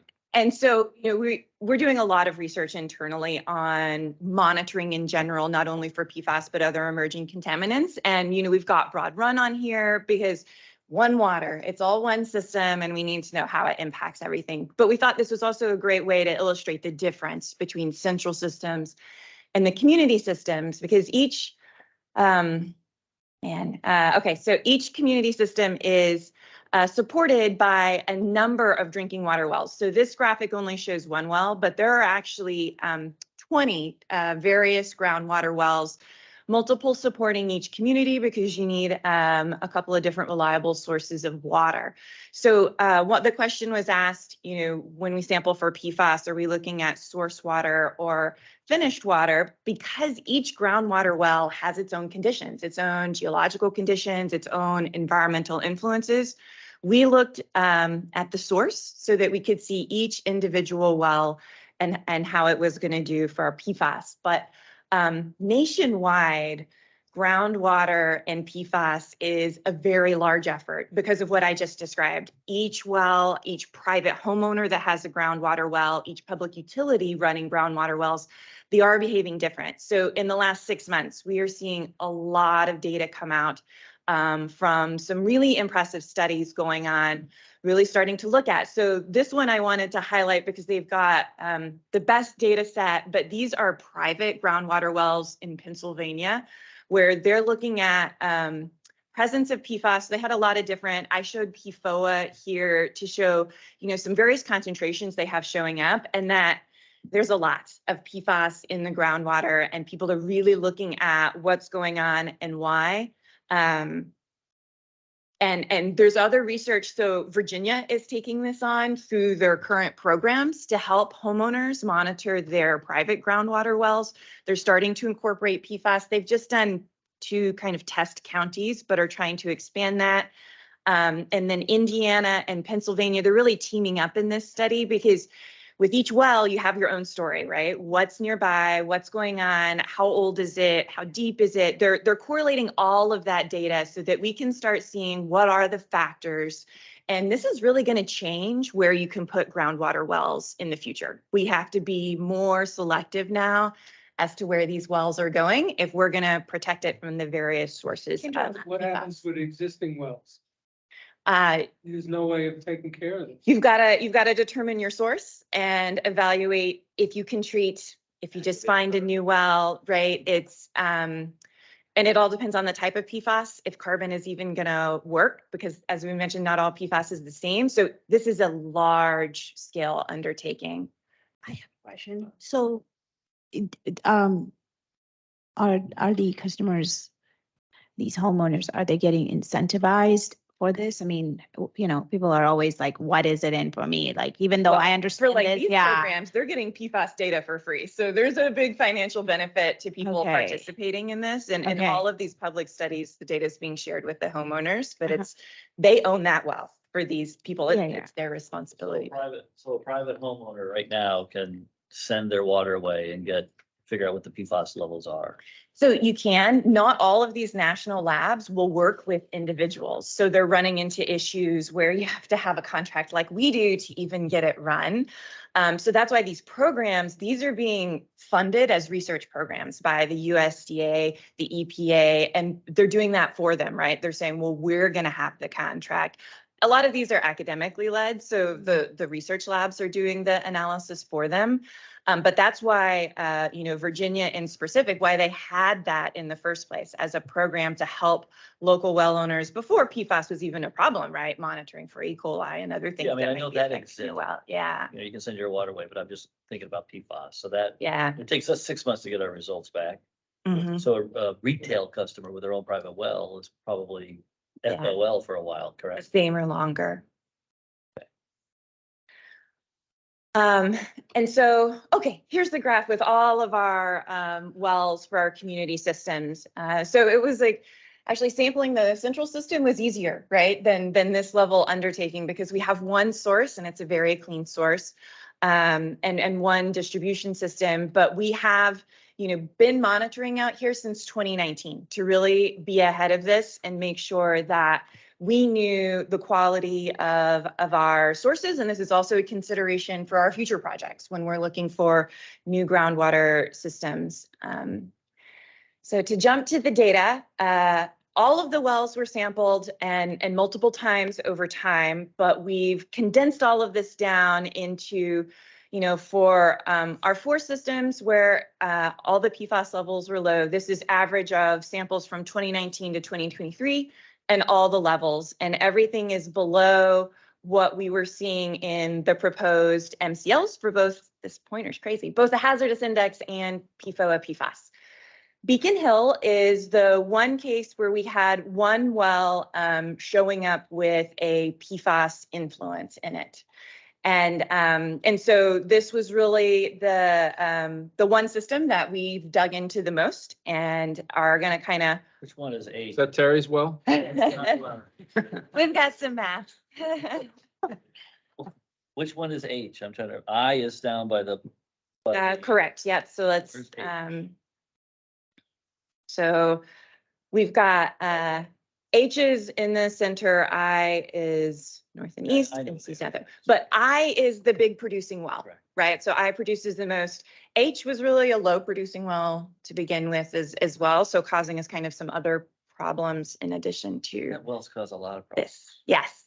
And, you know, to kind of work it in reverse, you know, we've been studying this and looked, and the source of PFAS for that well that we can really see is the intense amount of drain fields around the well. And this well in particular also has a very steep gradient driving groundwater to the well. So there's so many, and just for everyone, you know, a drain field is when you don't have, because Beacon Hill, we just provide water. We don't have a centralized wastewater facility. So people's septic tanks are being drained out into the fields, which is getting into the groundwater. And this well just has a very large influence of them in the area.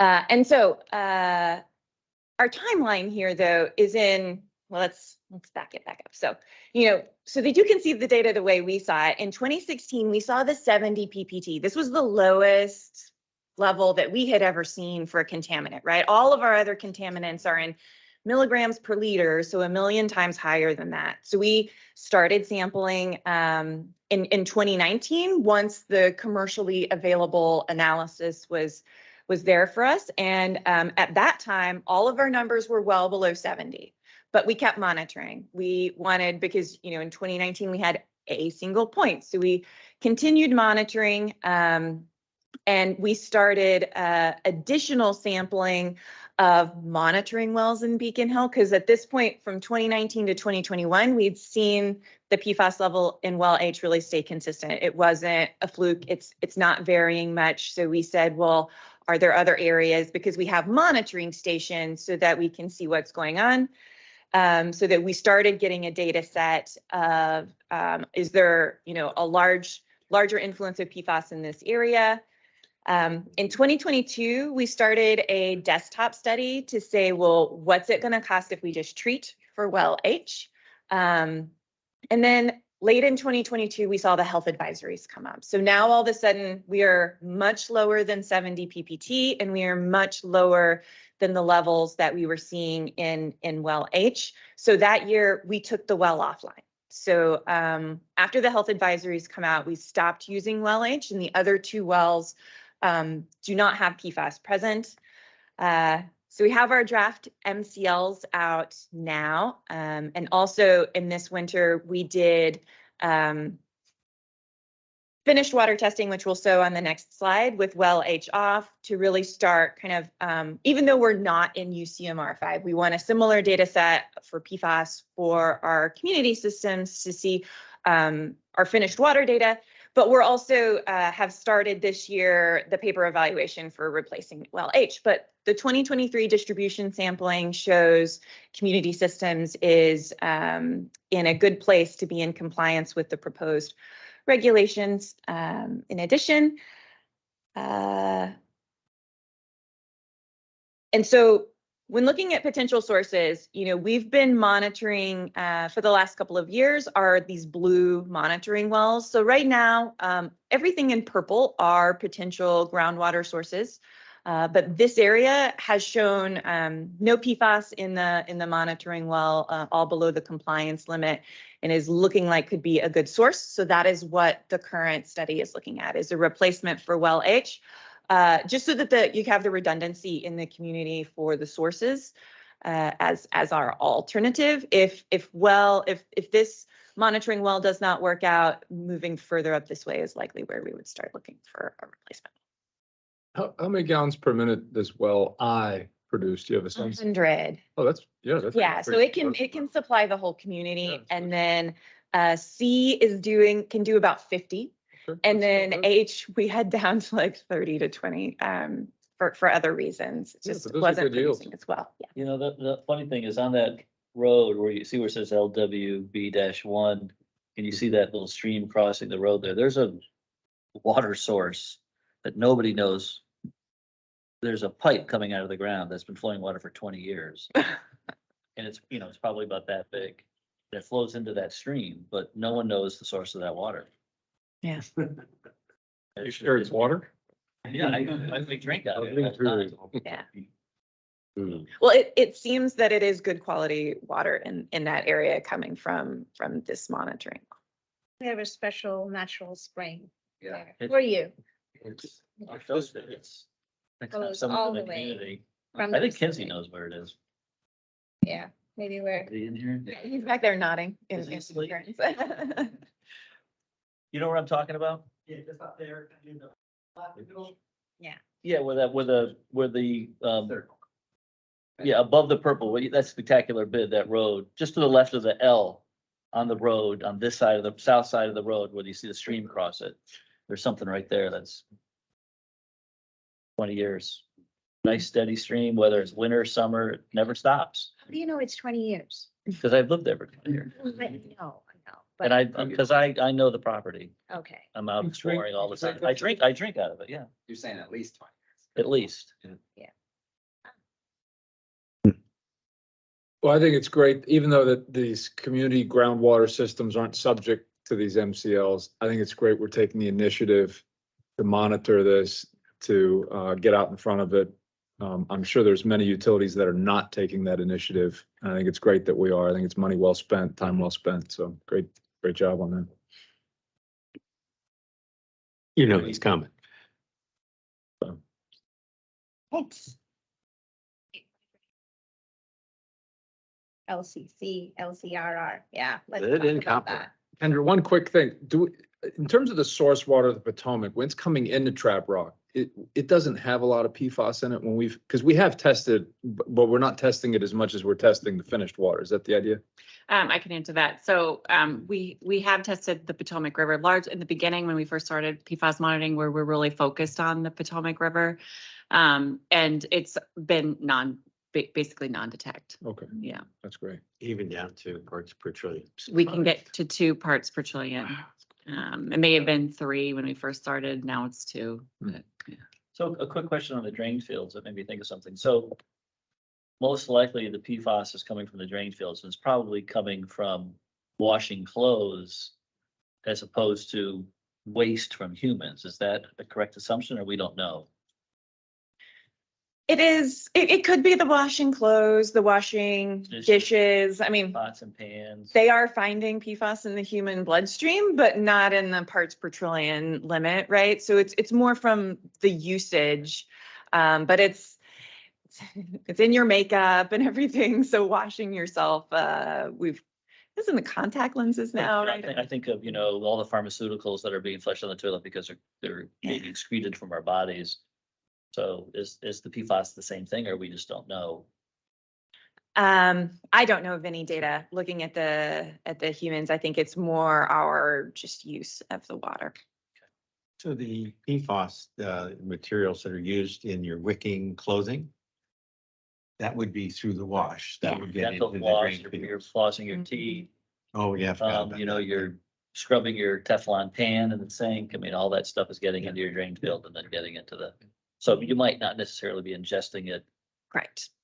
and it's still getting into, but then you're ingesting it when you drink the water, so. It gets you one way or another. Yeah. Yeah, and your food packaging, I mean, Yeah. it's tough because, I told you when they did the health advisory that they said 20% can come from the water. That other 80%, they're accounting for all that other stuff, Right. all of it that you're eating and Mm. consuming. What about the data in other rivers? Are they finding it? So there are definitely sources of PFAS. I mean, there's been a really large event here in Virginia, down in Southern Virginia, but it's all, if there's an industrial discharge into that source, the Potomac, yeah. And, Left and right now. Yeah. Over. They'll be the first one to just get ravaged. A map of Pennsylvania, that showed the big concentration, and that's where the Susquehanna River Yeah. crosses in, and they say the Susquehanna's got some issues in it, I read. Yeah, it all just depends on what industrial activity you've got Yeah. on the sources.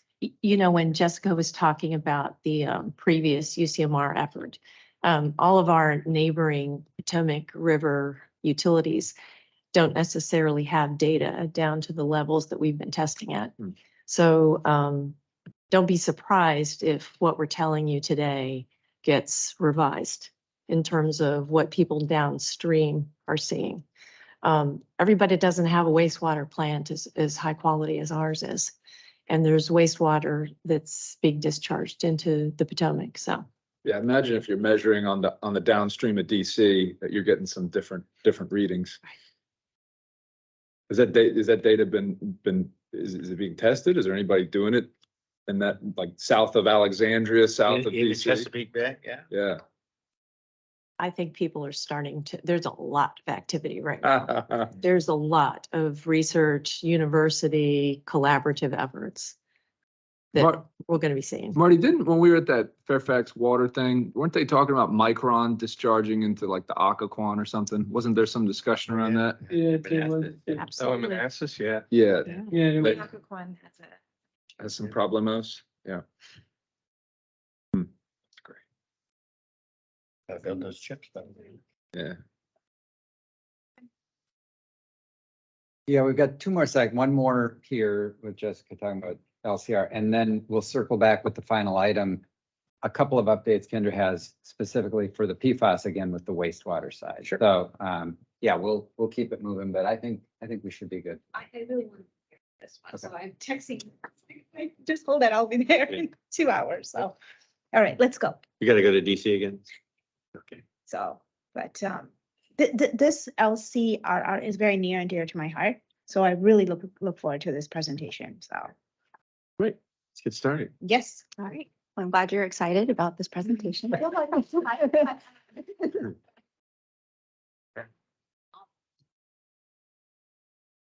Okay, I will dive right in. You don't need to hear me, I need to hear you, so. So I'll be focusing on the lead and copper rule revisions. And you may recall I came to the committee about a year ago now and provided an overview of what the lead and copper rule revisions are and what that means to Loudoun Water. So the purpose of today is to provide an update on where we are specifically with the lead service line inventory. That is our real big requirement that we're working towards with the compliance deadline of October 16th, 2024. So we have just over a year left to get to this compliance deadline. So lead and copper rule revisions, this is a revision on the original lead and copper rule, which I believe was 1991. This was announced in 2021, late that year. And so we've been working towards this 2024 deadline here for a little over a year now. A quick, just kind of rundown of what a service line is and kind of how it's made up, just for the good of the group. So the service line is the pipe that runs from your public water main, which is typically in the street, and takes the water, the drinking water, to the premise, whether it's your house or a business, what have you. The service line, in terms of how the lead and copper rule revisions is set up and how our regulations work as well, is it's divided into two parts. So the half that goes from the public water main to a little bit past the water meter, the meter crock on the property, is owned by Loudoun Water, and this is maintained by us. This is our specific pipe. This is our service line. We know that all Loudoun Water service lines have never been lead. We use copper. We've always specified copper in our engineering design specs since we became Loudoun Water. So we are confident that we have lead-free pipe in the distribution system. Now, when we get a little bit past the meter where Loudoun Water's ownership ends, we move into the private portion of the service line. So this goes all the way from our connection to the premise. And this is what we're really focused on for the lead service line inventory right now. So these are privately owned and maintained. We've never had any ownership purview over those portions of the service lines, but under the lead and copper rule revisions, we are responsible for providing an inventory that includes the private portion of the service line.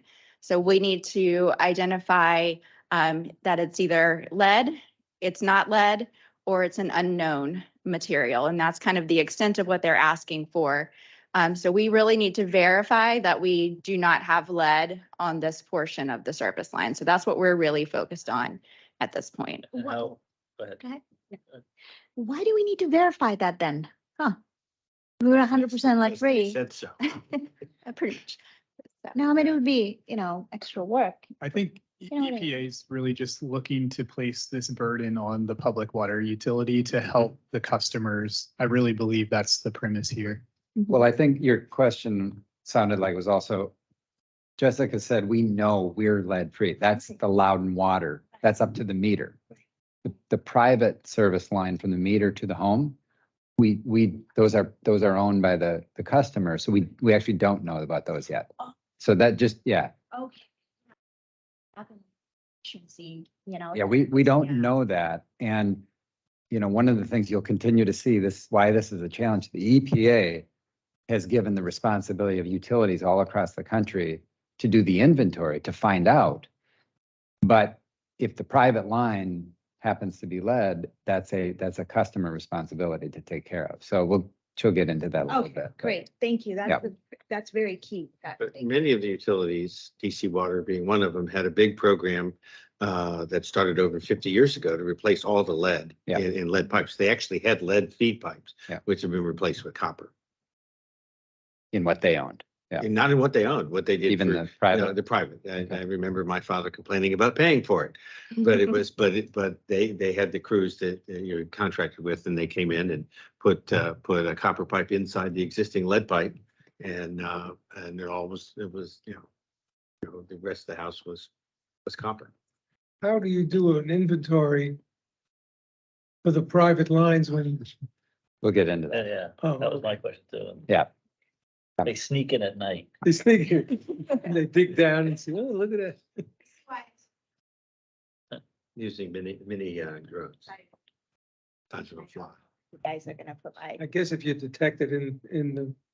Well, Jessica's going to get into it. So Yeah, let's get into Please, it. let's let her go. I'll dive in, but. Let's drive. But yeah, it's certainly a challenge, and we're talking about private property here, and so there's a lot of challenge here. But I think it's really important to point out that while we could technically send in our inventory today and say this is unknown, and that would be acceptable per the requirement, but we don't want to do that. And if it is an unknown, it's treated just like lead. So our goal is to figure this out as much as we can before the deadline, because otherwise we're having to treat this property like it has a lead service line, and that's more costly to us, more communications that we have to do. So this is a big challenge and a big topic. We all know that we want to get lead out of drinking water, and it is not just a Loudon water issue. Like Mark said, this is an issue nationwide. And this compliance is required for any drinking water utility, basically with the exception of a private well. So every water utility in the United States and the towns, the smaller utilities that we have in our county, they're all responsible for the same exact compliance requirements that we have. So what we have done, because this is a big issue, and we think it's really important that we not operate in a bubble on this issue, because this affects all residents.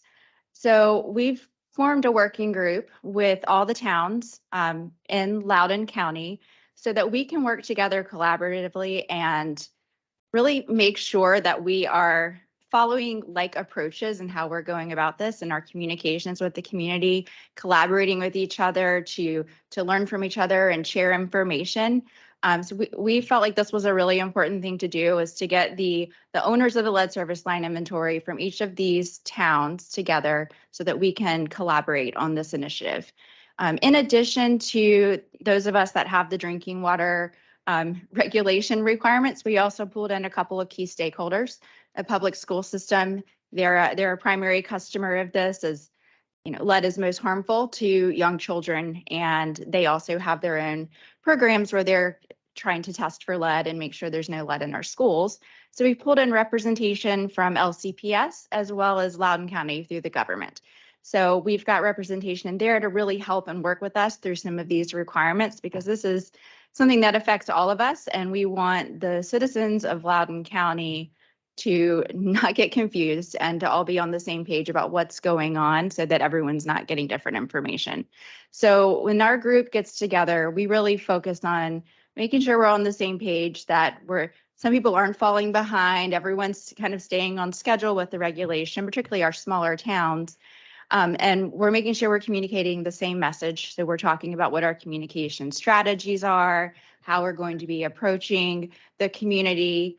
We're talking about our inventory approach. How are we going about figuring out what that material is on the private side? And we're sharing information with each other and making sure we're using, the same criteria and getting the same information from different sources to help us all make decisions and get the information that we need to be successful.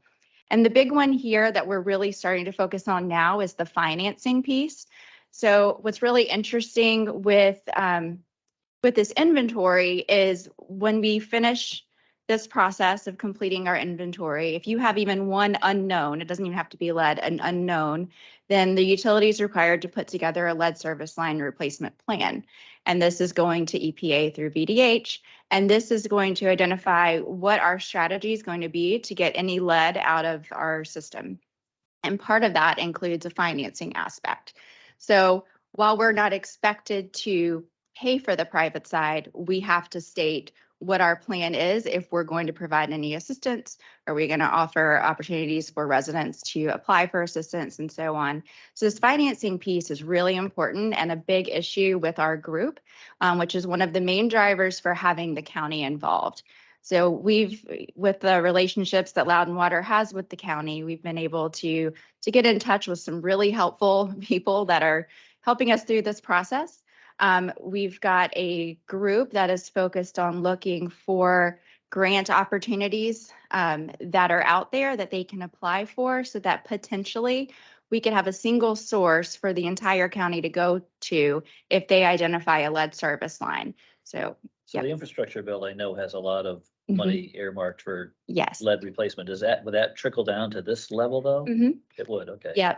There's So specific grants for this program too, as well. I think, yes. right? Yeah. Yeah. So the infrastructure bill law has a whole lot of money out there. In Virginia, VDH has taken a certain bucket of that money and they've developed what they call LEAP funding. And this is all about lead service line replacement and also funding to support inventory efforts as well. That is a 100% principal forgiveness loan that you can apply for. And I kind of have this later on, but we have applied for that funding to support the inventory efforts. We haven't applied for funding for service line replacement because we don't know if we have anything to replace at this point. Yeah. So we're waiting on the results of that application, but we have applied for that. And there's a limited amount of that 100% principal forgiveness, basically a grant available throughout the state. But then when you apply for that, you're also somehow routed to potentially get funding from the overall BIL, which is about a 1% interest rate loan. So a low interest loan is also available through that. So there is funding in the state, and that is one of the things the county is looking into right now. And they're also looking to any other private funding sources, nonprofits, et cetera, that could be a resource for homeowners if they were to find lead. So they're Going on countrywide though, right? So. it's countrywide. Yeah. And then what are like Fairfax County, Prince William County? I see we're partnering amongst Loudoun County, but is there any information sharing across counties that we know of? It's been pretty minimal at this point. So yeah. But yeah, so we're really focused on our county and what we can do, particularly with these smaller utility or smaller towns and their utilities, and not really having the resources to put together these programs to support lead service line replacement. So we're hoping to make it easy on all residents so that you don't have to go to one of 8 places to put in an application, that you can just go straight to the county. So that's still in early stages. They're working on it. Their goal is to have hopefully something in place by I think November 2024, so right after the October deadline. So that is the goal that they are working towards. They aren't able to make any promises at this point, but they are doing what they can to try to support us. So we're really grateful for their participation and kind of helping us look for these opportunities and what we can do, because with our rates, rules, and regulations, we can't finance a customer's lead service line replacement. That's not something that we're allowed to do, is to do that. So we're looking for opportunities where we can still support the community, and we don't want any lead in the distribution system at all. So we want to get all of that out if we were to identify it. You know, and at this point, we don't know of any lead service lines in Loudon Waters service area, but we do know that there are some in some of the towns. So we don't think that there is a huge problem in the area, but we know that there will be some found, and there's still that chance that we'll find some. We do have some older communities, so we are preparing ourselves for that likely possibility that something's going to come up at some point. Didn't we offer financing in a couple years ago for a development, or was that the county that did that? We did it. For the bypass communities. No, it was, Potomac Farm. yeah, Potomac Yeah, Farm. you've offered financing for availability charges for a couple of communities such as Tall Oaks. You've approved it for Broad Run, the portion of Broad Run Farms that is going to be funded by the county. We can't do it though in this situation though. Okay. Well, and I imagine the number of people that are in our system, because our system's so new, it's gonna be so small. It's gonna be the towns with the older homes that were built 100 years ago or what have you, that they'll have a higher percentage of that. Yeah, and I think we could do financing. We just can't pay outright. Is that correct? I think what we're trying to do is take advantage of the Well, that- grant, excuse me, the low interest loans and the grants. Yeah. And it's more, you have a better likelihood of getting funding if you have a larger group of customers. And so partnering with the county, who has a grants office and is folks dedicated to that, and pooling the whole county together, we have a better chance of finding some funding that way. And we really initiated this. We said, you know, this would make sense through some conversation that Carla and I had, starting with Charles, got to their legislative liaison, who's heavily involved in a lot of grants that the county does. We approached them and sort of explained this whole program and said, hey, does it make sense for the county to consider being kind of decentralized? And they were very much on board with exploring it with us. So they've been great. They've reacted and responded to this really well. And so, you know, similar to the coalition of all the utilities, Jessica and our team have really led that process and been a help for the smaller utilities. So it's worked really well so I would far. think that the early bird's gonna get the worm in this situation, because like the quicker you move on it, there's not gonna be an unlimited source of grant money, so. Yeah.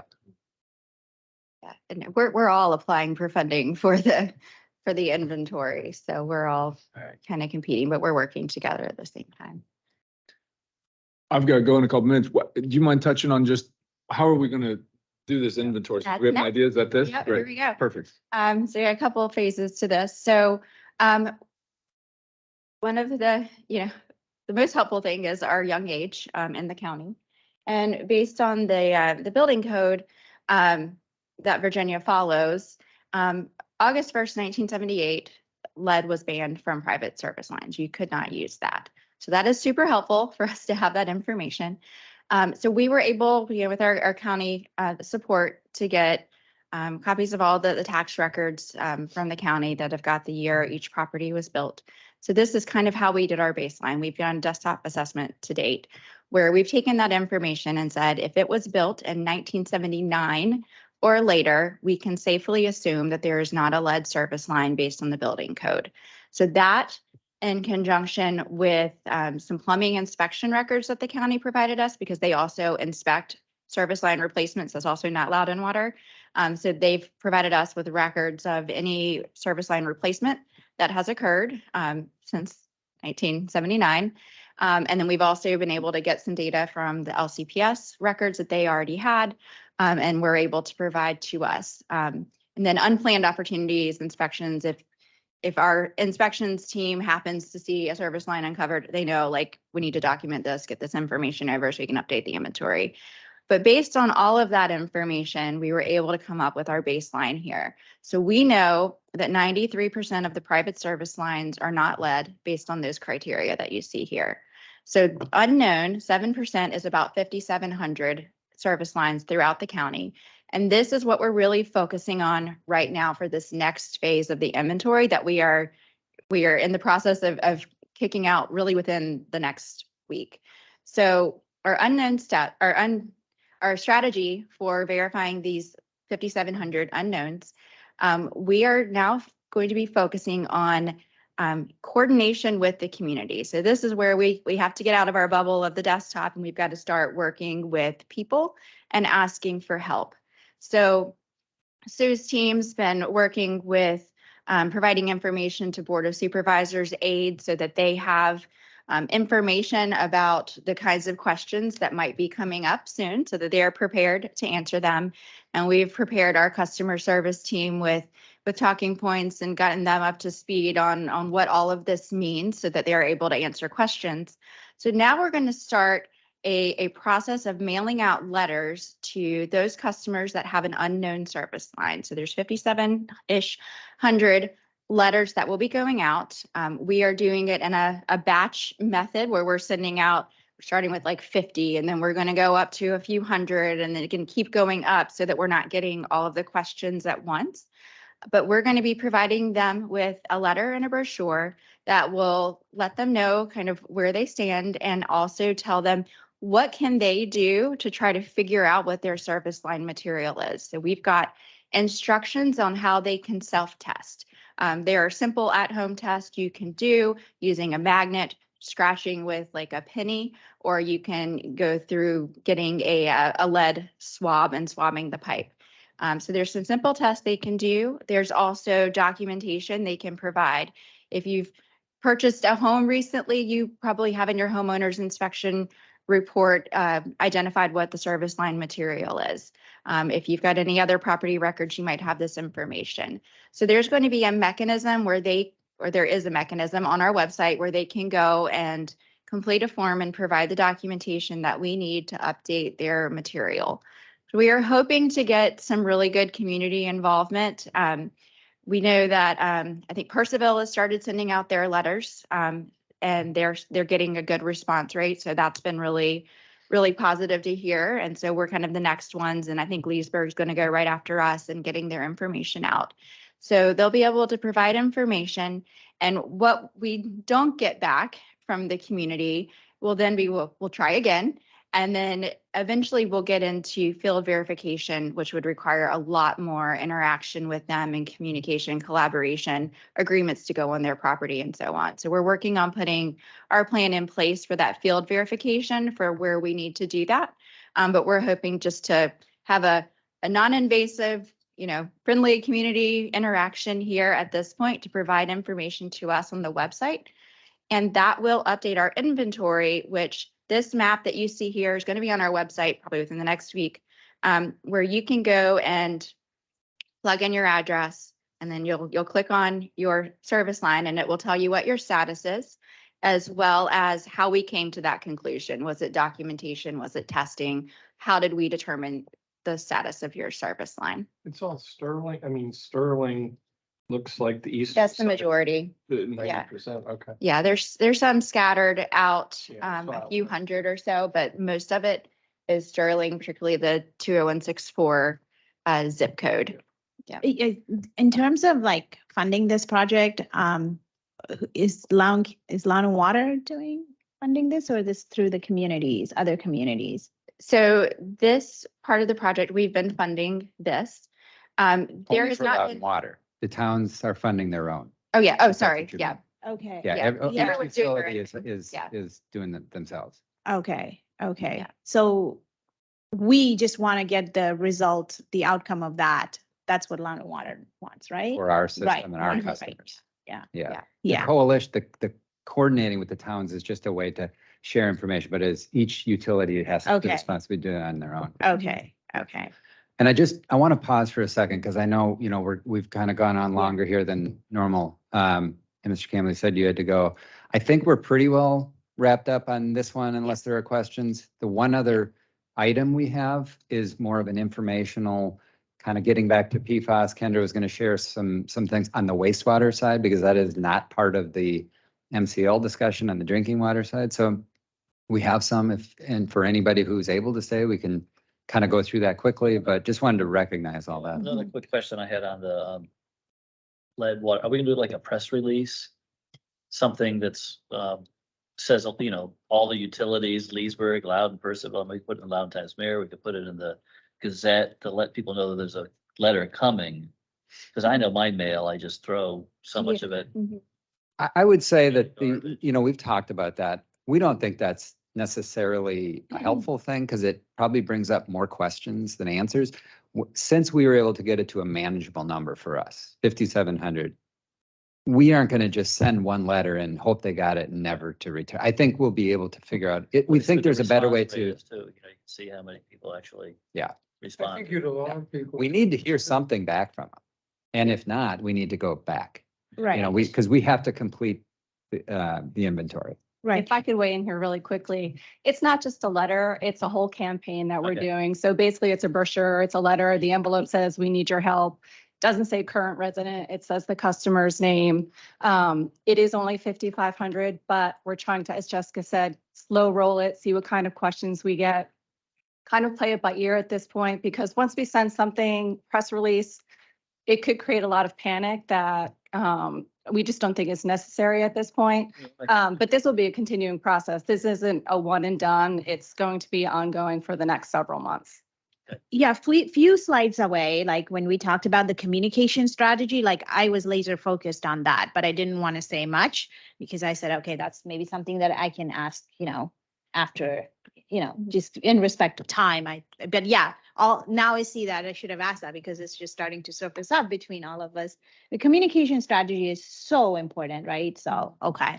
And I don't know if it was in the early, I think we said this a year ago, but the time, we still have a year and a half to complete this inventory. So it's October, I think, of 2024. 2024, you said, yeah, okay. I have just one question about the lead. A lot of these pipes, they're buried until they come into the house. You can see it from the house side in the basement or what have you, but is there the opportunity for that pipe to be led from the meter to the house and then it transitions to copper, PVC or what have you? And so they're doing their test. They go, I don't know, I think I'm good.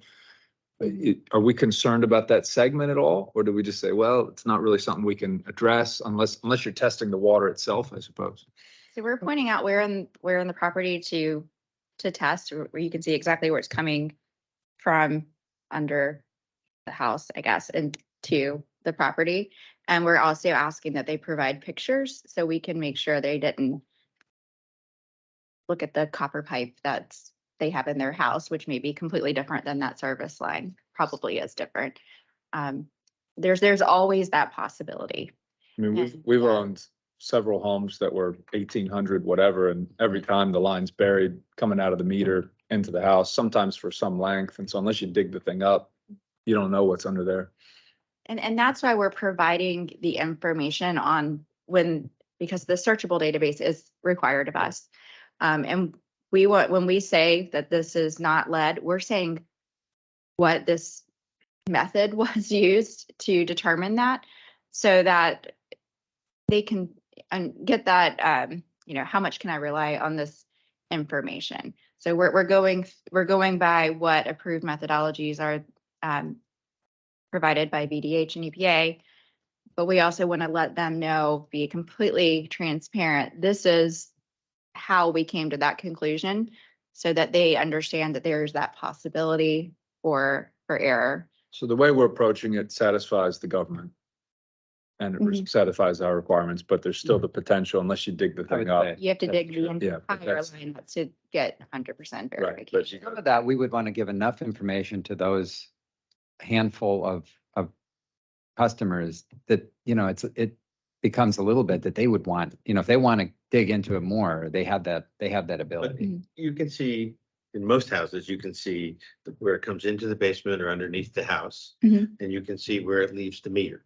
Mhm. Yeah. Okay, You you can tell only us you hope take a that- water sample? You test the It's water. if I you know, that's what I like- was thinking, but Yeah, but don't we know, doesn't you know, necessarily- prior to 1978, the 50s and the 60s, when they were building houses, what were they putting in? Yeah, like we don't have get these, into you know, the in Western Loudon, you get these 1800, you know, era homes. We don't have that in our central Right. system. And so, or. this community is, this can be system, the older stuff, the Yeah. 1920s, Yeah. 1910s, Yeah. you know, But 1800s. even in the Sterling. That's why in the 50s, towns. it's What a were little they, bit- what were builders installing from the meter to the house in the Yeah. 1950s and 60s? If they were putting in, We're fortunate they, that- Huh? they were We're pretty using thin fortunate. lead solder. They're cutting They corners. were- No, that wasn't cut corners. that was standard procedure then. Yeah. Yeah. But, I mean, the good news is those pipes, when they are buried, they're not that deep. I mean, so it's not a big expense normally if somebody wanted to do that, but I don't know. Not in my neighborhood, they're deep. I think So we're, deep if you if you have to shovel to get to it. Yeah, well, So, done it. yeah, I think, again, I think we're, unless there are any other questions, I think we're good there. Again, we have thank the you one very other item Thank on PFAS for anybody we can, I'm saying. okay. Thanks, Fred. much. And we can do like a record player. We can do 45 speed or 33, whichever you prefer. Pass this back. Enter. I have one question about PFAS. How did it get started? If it's such a low level in the water to begin with, what put EPA onto the fact that it could be a carcinogen? Did they do studies with? Really high levels. So we're very, very lucky that we don't have a PFAS problem. The people who live next to military bases and these industrial facilities have extremely high levels of PFAS in their drinking water. And so they found it there and realized it was a problem. And there are major health effects occurring with these people. So I don't want it to seem like we don't think PFAS is a problem. It absolutely is. But once the analytical method got to where we could detect it at these very low levels, it showed up everywhere. So it started with the real problems. And now you've got, you know, these really low limits because we can detect it. And PFOA and PFAS are so toxic that they're having problems finding safe levels of it. So it got the low health advisories. I was just wondering how it got started in the first place. Yeah, it's by the true industrial contaminated sources are very high. They don't live there, near them. Well, and you know, you could almost say like a utility that has maybe 5 PPT of PFOA in their drinking water is now going to compete with resources for people who might have a very large problem, right? So you need a little bit of a scaled approach to that as well, which EPA is not really taking at this point. So we separated these presentations because the regulatory conversation to date was around the Safe Drinking Water Act. Wastewater is regulated separately and is on its own schedule.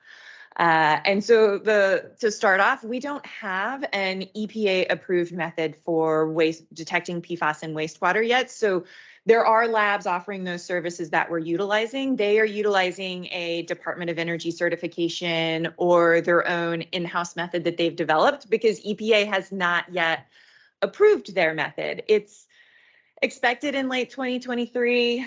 There's rumors now that it might extend out, depends on who you talk to. It might come tomorrow. But even at this time, we don't have any permitted requirement to sample for PFAS. And that would be done by DEQ in the state of Virginia. And so they are indicating that once that method is approved, they will start putting it in, just the required to sample in the next permit cycle, which for Broad Run would be 2025. Since we're discharging into the Potomac, why you would think this would be a priority? I'm not saying it's not a priority, but. Absolutely. So it's going state by state, and Virginia is taking the point of view as we want to focus on hotspots. So while Broad Run is a surface water augmentation, we don't have any of those industrial sources that say we would have a large PFAS problem. So DEQ is digging into those, that when you do that industrial user survey, that they've got, an airport discharging, because Dulles Airport, it goes to DC Water, right? It's not coming to Broad Run. They're focusing on those and really solving those problems and moving forward there. They haven't, approached Broad Run in specific, but I'm going to show the awesome effluent results from Broad Run here in a minute too. So Because there's- the de-icing facility at Dulles does go into the Potomac. So it's de-icing, but it's also their foam suppression systems. Airports are required by regulation to have fire foam suppression systems that have PFAS in them, and they're required to test them and make sure that everyone knows how to use them. But that most of that honestly goes to the stormwater system and is discharged to the creek. Without the stream.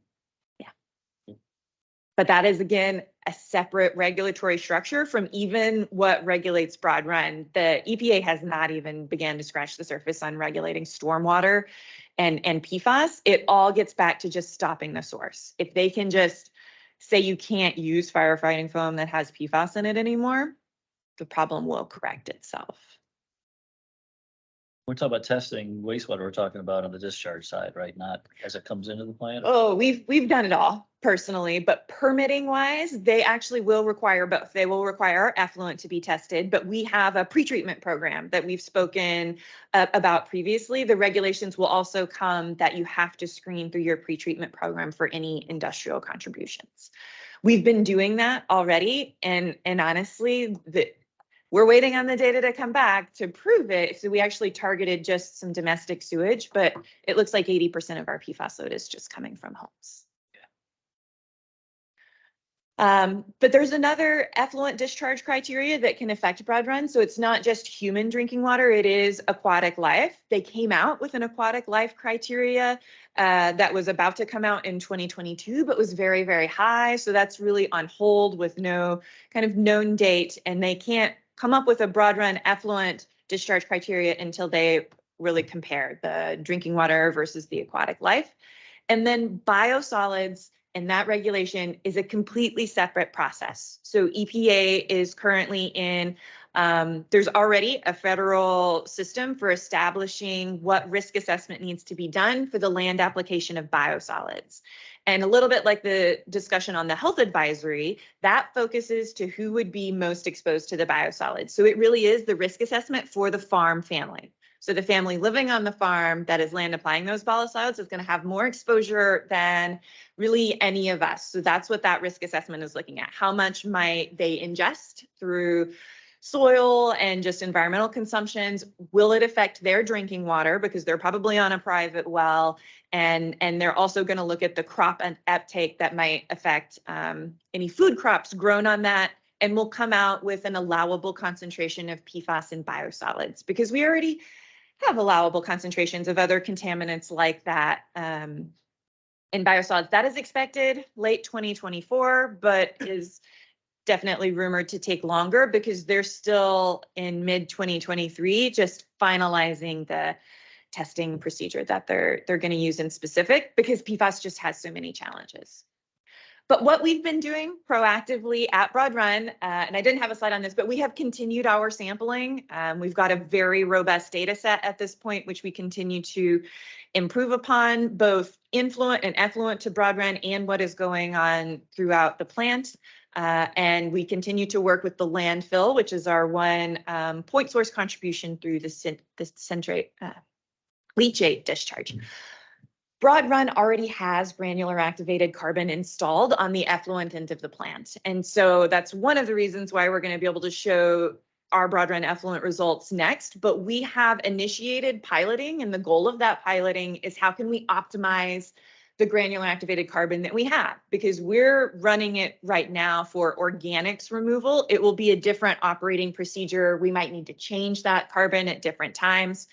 So we're going to do pilot scale testing so we can run through that really quickly. Ion exchange will be included just to see if a different media type approach might work, as well as what could be considered as a pretreatment step of the foam fractionation to see how low we can get our PFAS, because we are a surface water augmentation. We want to make sure that we are removing as much PFAS as we can, but with the piloting, we need to get operational demands, cost, energy requirements so that we understand the full implications of taking on new systems.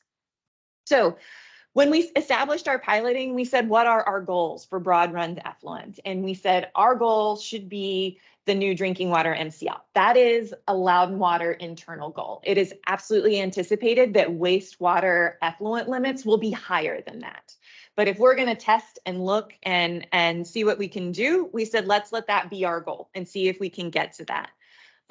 So as of right now, without any modification to our operation, broad run effluent meets the PFOS drinking water criteria as well as the hazard index. The only thing we are exceeding right now is a PFOA, and we're averaging 9. We do believe that through our GAC optimization efforts that we can get that down closer to that drinking level target. And this is really just Broad Run already has very advanced treatment systems in place, and the data that we get from our piloting and can share from what we can achieve can be very informative to other utilities as well as to what can be achieved with GAC. Biosolids, we are focusing on a multi-prong approach. There's not much we can do locally until the health assessment is completed, but we're working very close with the academic studies that are really going to answer a lot of these questions about municipal biosolids and what impact those are having when they are land applied. But we've been very involved both in the Northern Virginia region, statewide with the Virginia Biosolids Council, and nationally, we're getting a lot of updates at the technical conferences we attended. And I would say Loudoun Water is definitely seen as a leader in this. And we've had other utilities like Alex Renew, where their new general manager is asking, are we doing as good as Loudoun Water is right now, right? So we've definitely shown that we're taking the leadership here. But I wanted to end by providing these links to you all because the actions are happening that we need to stop the source of PFAS. So the first 3 links are the first 3 statewide PFAS bans on the use in products, some of them taking effect as early as 2025. And they're all, every state has taken a different approach, but they're targeting children's toys, our clothing, our cosmetics, the non-essential sources of PFAS. These state bans, there's a lot of criticism of them out there because they're going to be hard to enforce and very slow.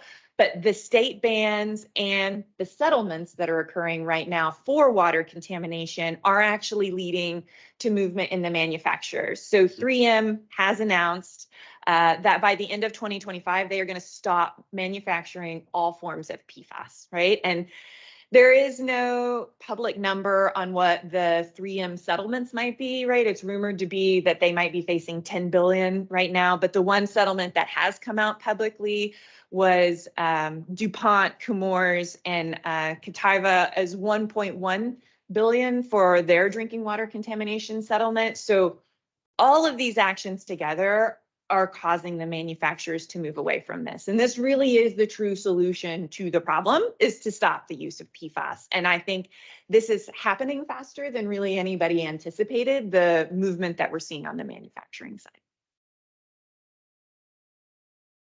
And that's it. Very quick. That was it. That's your close? So as soon as the industry spends all this money getting rid of PFAS, they'll stop. So And they'll find a new one. So things like Well, the PFAS in the paper, they keep the grease from going through the paper, like the different fast foods. So they're gonna, and many of those papers are from chemicals that come from the people you mentioned, 3M and others. So so they're gonna kill the source of it. Do we know the level of PFAS in our biosolids? we do. We have been testing that as well. And so we don't have any indication from the US EPA on what level they're going to say is acceptable. What we've been doing is comparing that number to other utilities when it comes out. And we did, Michigan actually did a large scale study because there's a lot of manufacturing up there. Yeah. And so they statewide sampled for PFAS and biosolids, published it, and we've compared our levels to that. And we're in the bottom 1/3 of any Michigan utility in terms of PFAS and biosolids. So we know we are really low for even a municipal biosolids products. So we just keep comparing ourselves to everyone else until we know what a limit might And be. our source, our biggest source, it comes from the sump at the landfill. Well, that might be about maybe 15% of the PFAS load Okay. coming in. The rest of it is just coming from homes. Is it? Coming from Beacon Hill. And Beacon. That way doesn't get into the. Well, we appreciate you all hanging in there. Yeah, Great and, presentation. Yeah. Good meeting. Oh, you know, it was only several years ago that we really had these conversations, but then, you know, the helpful need for this committee, because we never had opportunities in the past with our other committees to bring just more information like this. So, you know, I think this is another good example of just more that we can share and Yeah, that's great. kind of help context. So, it's better to be ahead of it. Yep. You know, be informed. Yep. And the work that you put in to put these presentations together, yeah, is much appreciated in the time today. Absolutely, yes. Awesome. Great. Well, thank you. Yeah, thank you. There's nothing else left on the agenda No, except a motion to adjourn. so moved. Second, Second. got a second? All in favor? Aye. Thanks, everyone. Really appreciate it.